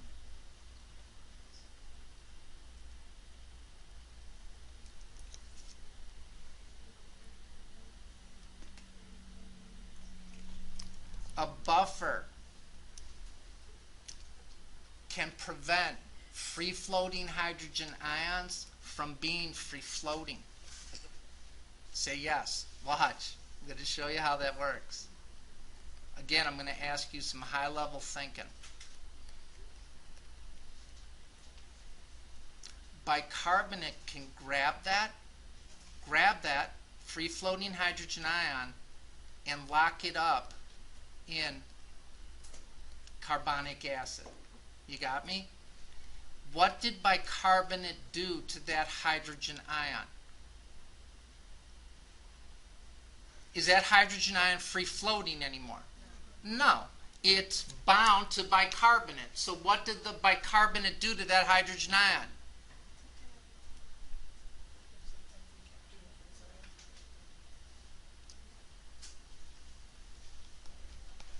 It buffered it. Did somebody say buffered? No? Should have. Tell me you got that. What does a buffer do? It prevents free-floating hydrogen ions from not being free-floating anymore. Say yes. The other thing that a buffer can do is it can let go of hydrogen ions and make them free-floating. So it's kind of like a repository. It's a little storage area for hydrogen ions.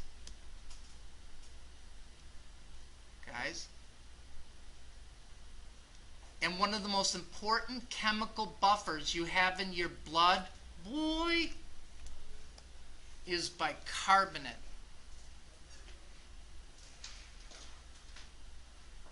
Yes or no? I'm moving on. I'm hoping now that you saw the error of your way and not looking at those videos before you came to class. I told you to do that, right? There you have it. So I'm good. Here we go. Ready? Watch. Watch. What's the goal of the body? Okay. Now, you don't need to know why. You don't need to know why. All you need to understand is what I'm saying. Don't think, well, why does that happen? Don't think like that. You got me? Just take it on faith. Right now, you got to, right? Here's a cell. Yeah? Who cares what cell it is? For some reason, this cell is producing free-floating hydrogen ions, okay? And dumping them into the blood. They're making free-floating hydrogen ions through some metabolic process, metabolism. You got me? And they're dumping them into the blood. If those hydrogen ions remain free-floating, what will happen to the pH of the blood? That's very good. But floating around in your blood is our buddy, our pal. It's here for the one and only bicarbonate. And bicarbonate, because it's a chemical, it can grab on to these free-floating hydrogen ions, say yes, and lock them up in carbonic acid. Say yeah. What did bicarbonate do to those hydrogen ions? They buffered them. Did they get rid of them? No. They just prevented those free-floating hydrogen ions from being free-floating. Say yeah. There we go. Here we go. Now,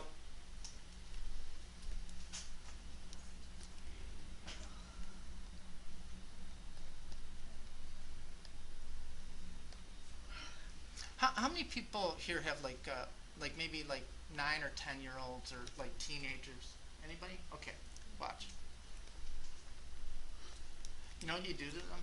You say, look, you do this, this is going to happen. And they look at you, what do you know? And you do it, and it happens, right?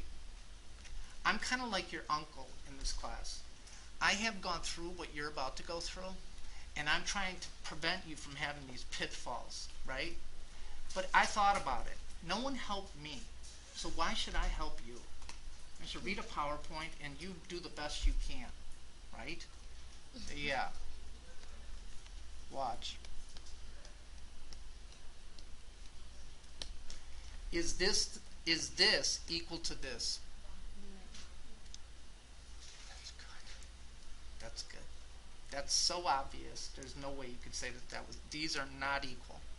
Say yeah. Okay.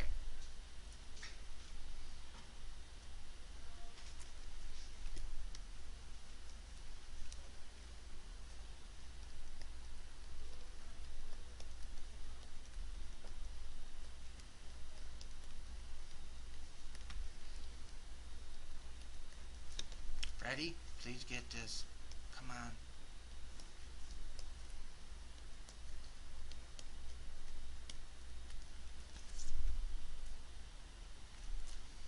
If the cells start making more hydrogen ions and dumping them into the blood, which way is the equation going to go?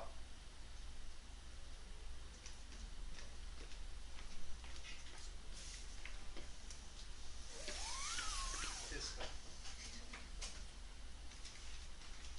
Say yeah. Okay. So, if you are making acid at the cell, what's going to happen to your pH? It will go down. You got me? And it's going to force the equation this way. What system handles carbon dioxide? So if the cells for some reason start making more acid, it forces the equation this way. And what's the only system that handles carbon dioxide? The respiratory system. Say yes. You're following this. So watch. If you run real fast, like me, you're going to produce hydrogen ions at the level of your muscle cell. You with me? So if you produce more hydrogen ions, what does the respiratory system have to do? It produces more carbon dioxide, so you got to start blowing off more CO2.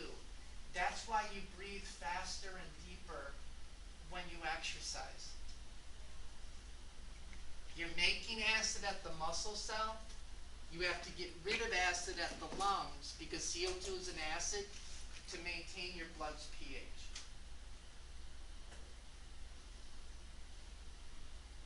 I'm hoping for half of you get this. And again, you don't learn anything in this class. You collect this information and you go home and you study it. That's how this works. So yeah, you following this a little bit?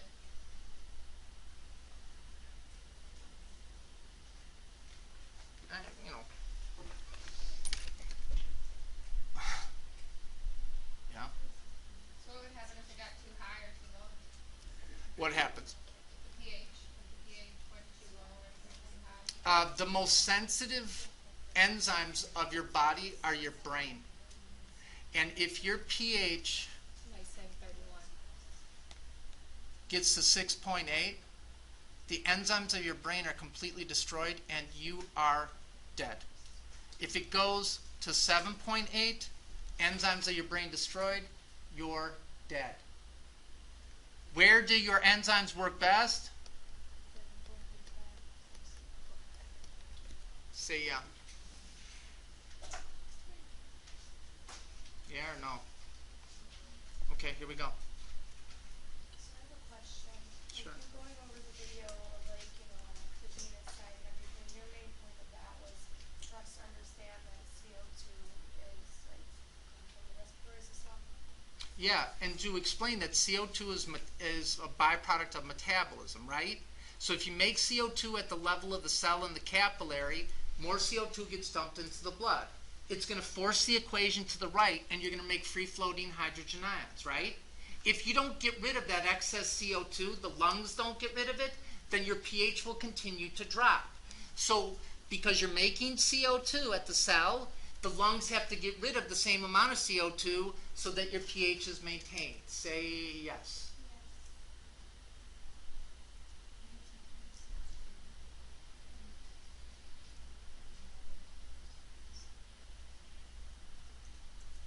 What do you say? I'm not going to look. I'm just going to keep going. If I look, it's not good. Right? Guys, I'm begging you. Look, if you want to have a chance in this class and do well, I made those videos, right, that break that stuff down and explain it to you. And they do absolutely no good if you don't watch them and study them. It's that simple. And you got to have an idea when you come in here, because I'm going to hit the ground running. And the fact of the matter is, you had general anatomy. You should know something. You should. Yeah? So get on it. Today's should be a learning day for you, right? If you weren't prepared, you are struggling today. You have not a lot of idea what's going on. Don't do that. It's bad for you. Otherwise, I'm not going to post those videos because no one's going to watch them. And then I'll read a PowerPoint to you. And that will end poorly because I can't read. How many people followed this? A little bit. A little bit. Okay.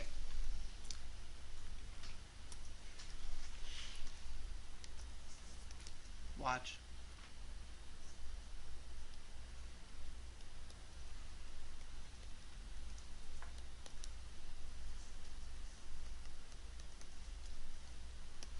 A physiologic buffer is a system of the body that helps maintain pH. Yeah? What are the two systems of the body that help maintain pH? The respiratory system, and the respiratory system controls carbon dioxide, right? So it controls the left side of the equation. Number two, the kidney helps maintain the pH by controlling levels of bicarbonate. You got me?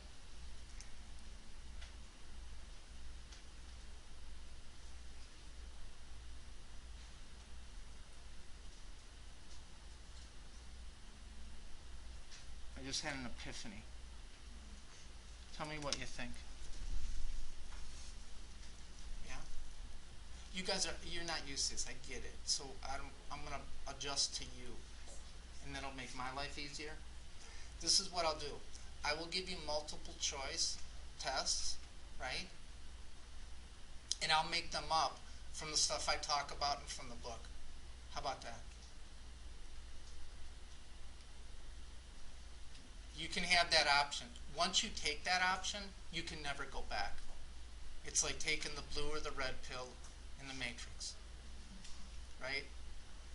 I did it last semester because I thought I'm not going to argue or struggle with students. Here, do this. No one passed. And the people who chose the multiple choice didn't want to put in the work to do the essay. So they were trying to take the path of least resistance, and they end up failing. Tell me what you want me to do. I don't know. What do you want? Tell me. I don't care. I got mine.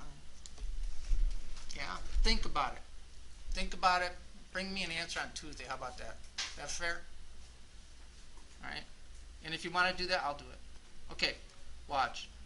Respiratory system, carbon dioxide. The kidneys controlled by carbonate.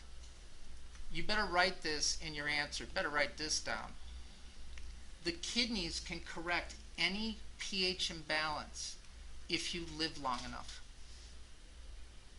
So if your kidneys are working and they can maintain blood flow to the kidney, I don't care what kind of pH disturbance you got, the kidneys can correct it.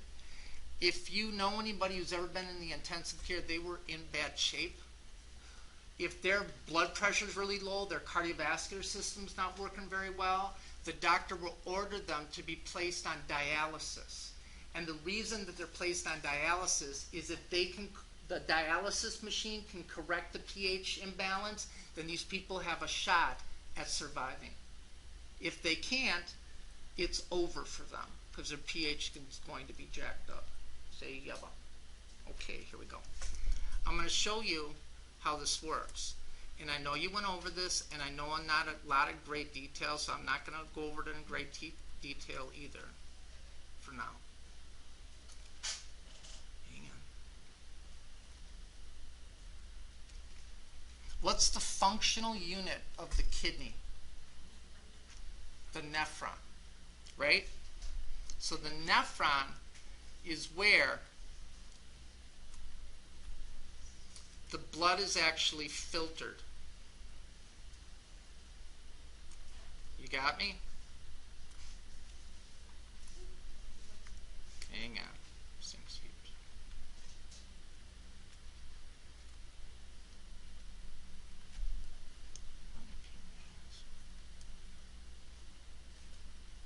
Why is that doing that?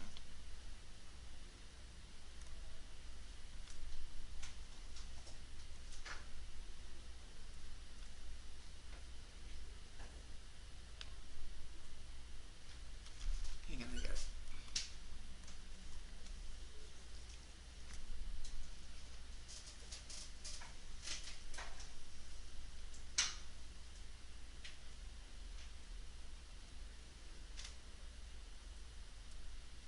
Same thing. Who cares?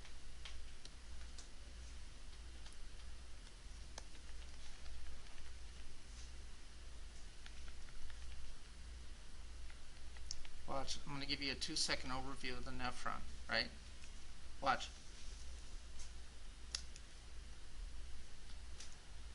Here's the blood. It's going to enter the nephron. You following me? You remember this, right? It is going to filter the plasma of the blood, the watery part of the blood.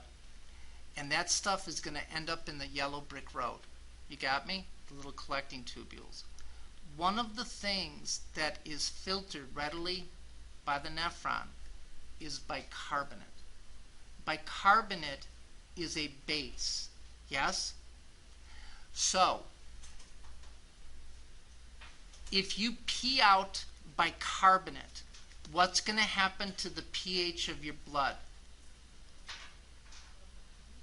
It will go down, because remember, you need a balance between hydrogen ions and bicarbonate ions.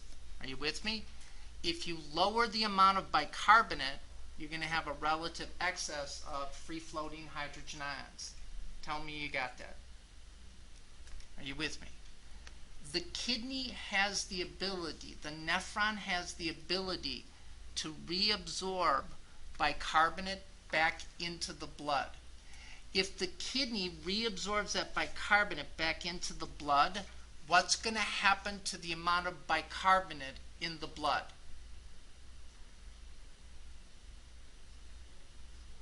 I already gave you the answer. You just have to repeat it.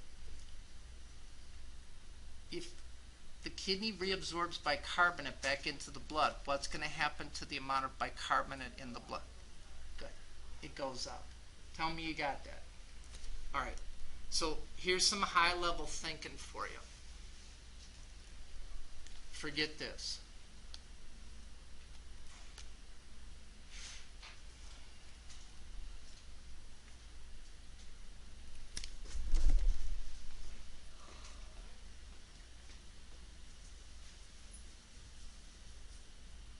If the respiratory system ain't working so good, what's going to happen to the amount of carbon dioxide in the blood? Goes up. It's going to force the equation which way? So what's going to happen to the amount of free-floating hydrogen ions in the blood? So what's going to happen to the pH of the blood? Good. Is that good for you or bad for you? Bad. So what system controls carbon dioxide? So if the respiratory system is causing the problem, it can't help. What's the only other system that's involved in maintaining the pH of the blood? So, and what does the kidney control? Bicarbonate, right? This is the question. If the respiratory system ain't working so good, and the kidneys want to help out, what are the kidneys going to do with bicarbonate? What's going to happen to the amount of bicarbonate in the blood if the kidneys are saying, hey buddy, you're having a problem, I'll help a brother out? Your bicarbonate level goes up. Say yeah. You have no idea, if you get this, how far ahead of others you will be. If you don't get it, you're in trouble. Say yeah. How many people followed that? So that's how you maintain the pH of the blood. The respiratory system controls carbon dioxide. The kidneys control bicarbonate. And anything that causes the equation to go one way or the other, those systems have to work in order to keep that pH of the blood maintained. So what? Something causes the amount of hydrogen ions in the blood to go up. Think now real hard. What's going to happen to the circulating level of free bicarbonate in the blood? Think before you answer.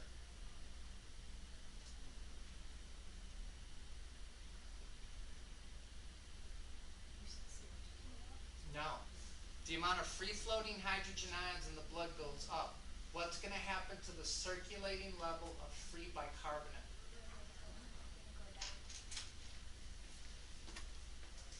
How many people see that? It's going to go down. Because, watch.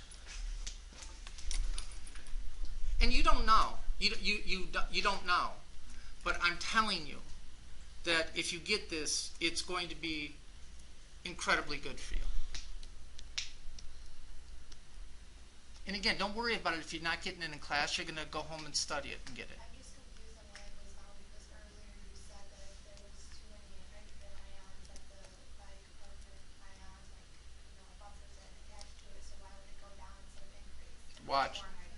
I'm about to explain that right now. What's floating around in your blood? Bicarbonate. If the cells start making more hydrogen ions and dumping them into the blood, if they remain free floating, what's going to happen to your pH? It's going to go down. What do you have in your blood? You have the buffer bicarbonate. Bicarbonate is going to grab those free floating hydrogen ions and lock them up in carbonic acid. So those extra free floating hydrogen ions, you use up the bicarbonate to buffer them. That's why the bicarbonate level in the blood goes down.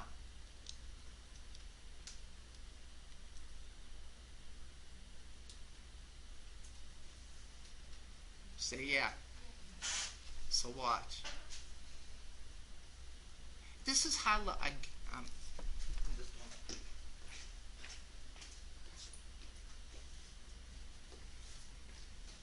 little example I just gave you, right?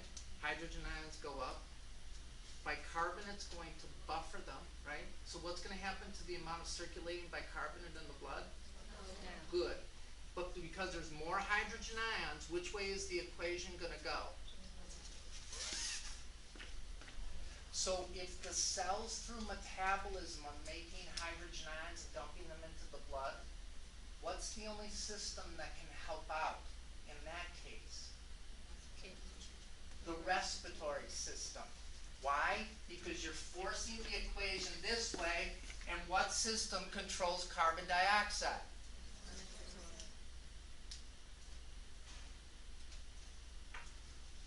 Yeah, no. You study. You'll be all right. That's acid-base balance in the body.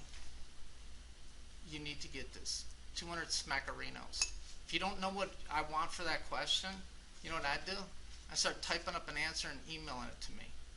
If you don't want to do that, don't do that. And then take your shot when you get the quiz. This question's never going to leave. You're going to know this. Got me? Okay. What's an example of a chemical buffer?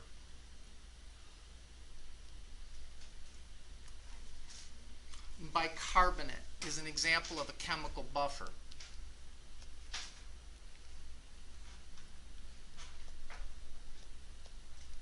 Right? It's a chemical and it buffs. You follow? Chemical buffers are immediate. They act immediately. The cell starts dumping hydrogen ions into the blood. Bam! Bicarbonate locks them up. But you're limited in terms of how much bicarbonate you got. What are the two systems, physiologic buffers that help maintain the pH of the blood?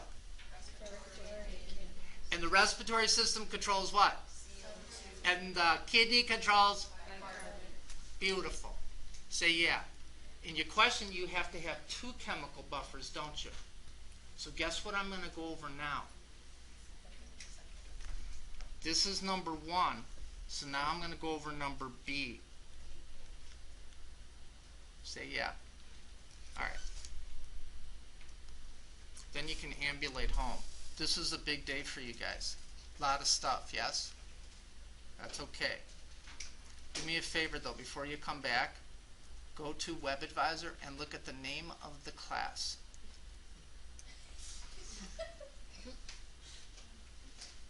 I ain't being a wise ass.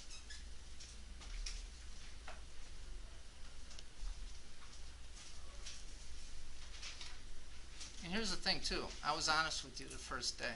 Told you exactly what was going to happen. You should have made your move. Here we go. Cell, blood. Yep. Write this down, never forget it. Put it on your tombstone. There is a giant protein in the blood that's so big it's only found in the blood. if it's found anywhere else in the body or any other type of body fluid, you got a problem. Yeah? That big protein is called albumin. Albumin is made by the liver. Tell me you got that, right? So the function of albumin, several functions, but two big functions. Number one is it transports electrolytes around in the blood, right? So think of albumin as like a bus.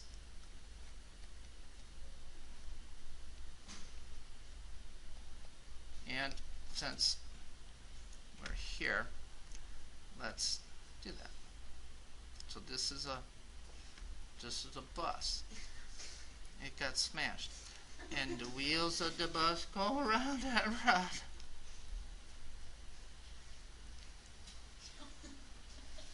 I hate me too, just so you know. Watch. It transports electrolytes. The only electrolytes that are active in the body are electrolytes that are free floating.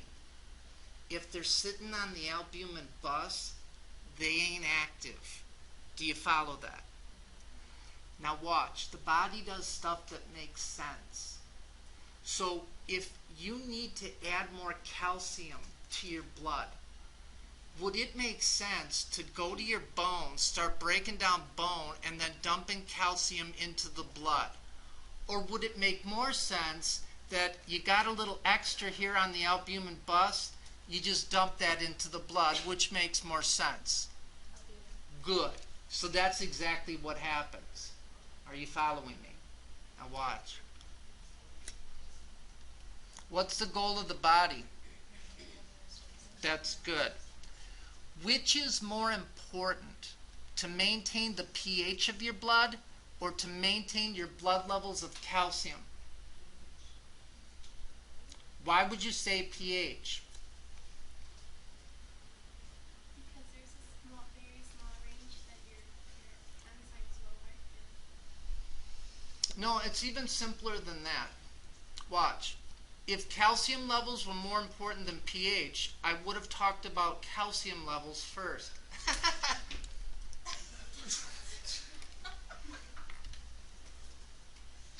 I know, it's stupid.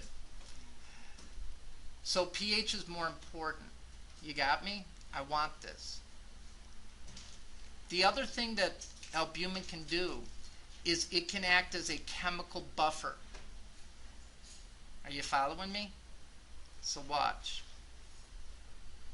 There's calcium in the blood, and there's hydrogen ions in the blood. You got me? And this is the big freaking protein albumin. So what we're going to do is we're going to put little seeds on the bus. You're following me so far, right? Now watch. Calcium, yeah, and you got some hydrogens.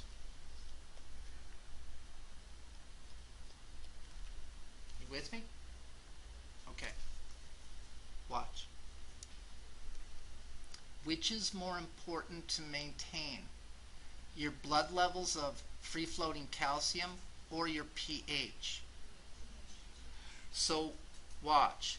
If the cells of your body are dumping more hydrogen ions in the blood than normal, and those hydrogen ions remain free-floating, what's going to happen to the pH of your blood? It's going to drop. If the pH drops below 7.35, you have an acidosis. Say yeah. You're with me.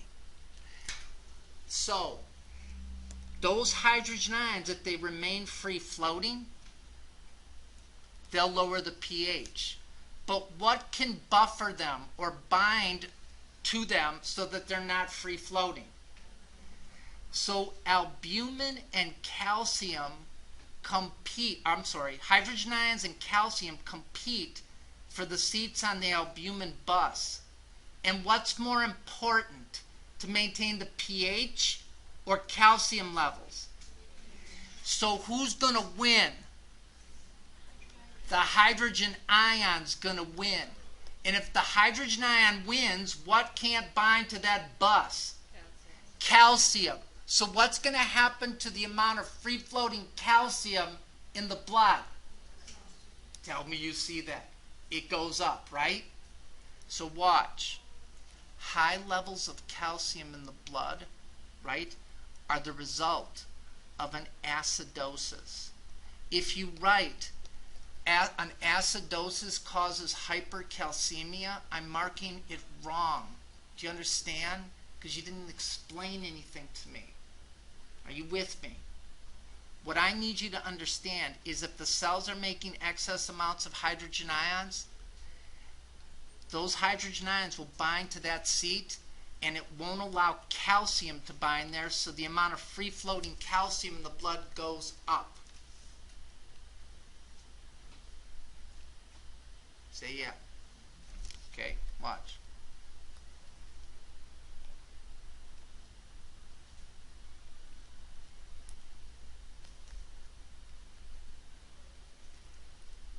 What if there's a condition where the amount of free-floating hydrogen ions decreases?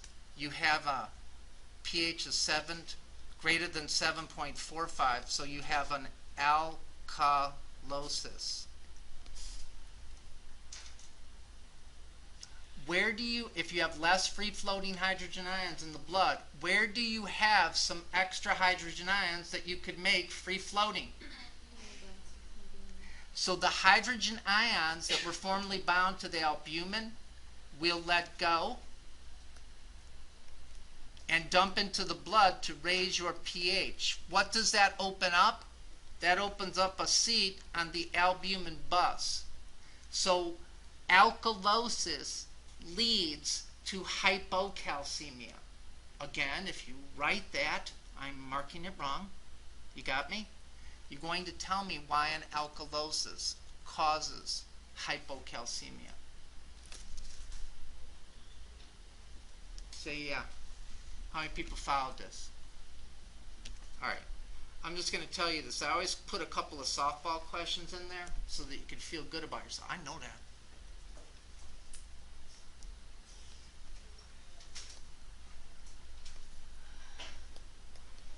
that. Acidosis decreases neural activity.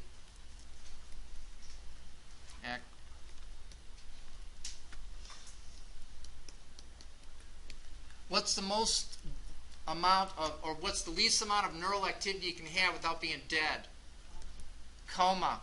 So acidosis leads to coma.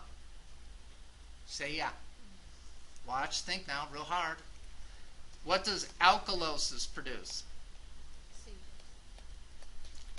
What's it going to do to neural activity? Increase it, right? So what's the most neural activity you can have without dying? Seizure. So alkalosis produces seizure. How many people have ever hyperventilated? You got anxious and hyperventilated? You know what they tell you to do? Relax. Calm down. They tell you to breathe into a bag. I've been told to put a bag over my head. Why did they tell you to breathe into a bag? Because that increases your CO2. No one hears you. I don't. I can't hear you. What does it do? Increases your CO2. Watch. If you're hyperventilating, right, you're sitting here, and all of a sudden you go, yeah? You're breathing out more CO2 than you're actually producing. So what's going to happen to the pH of your blood? It will go up because CO2 is an acid and you're getting rid of more CO2.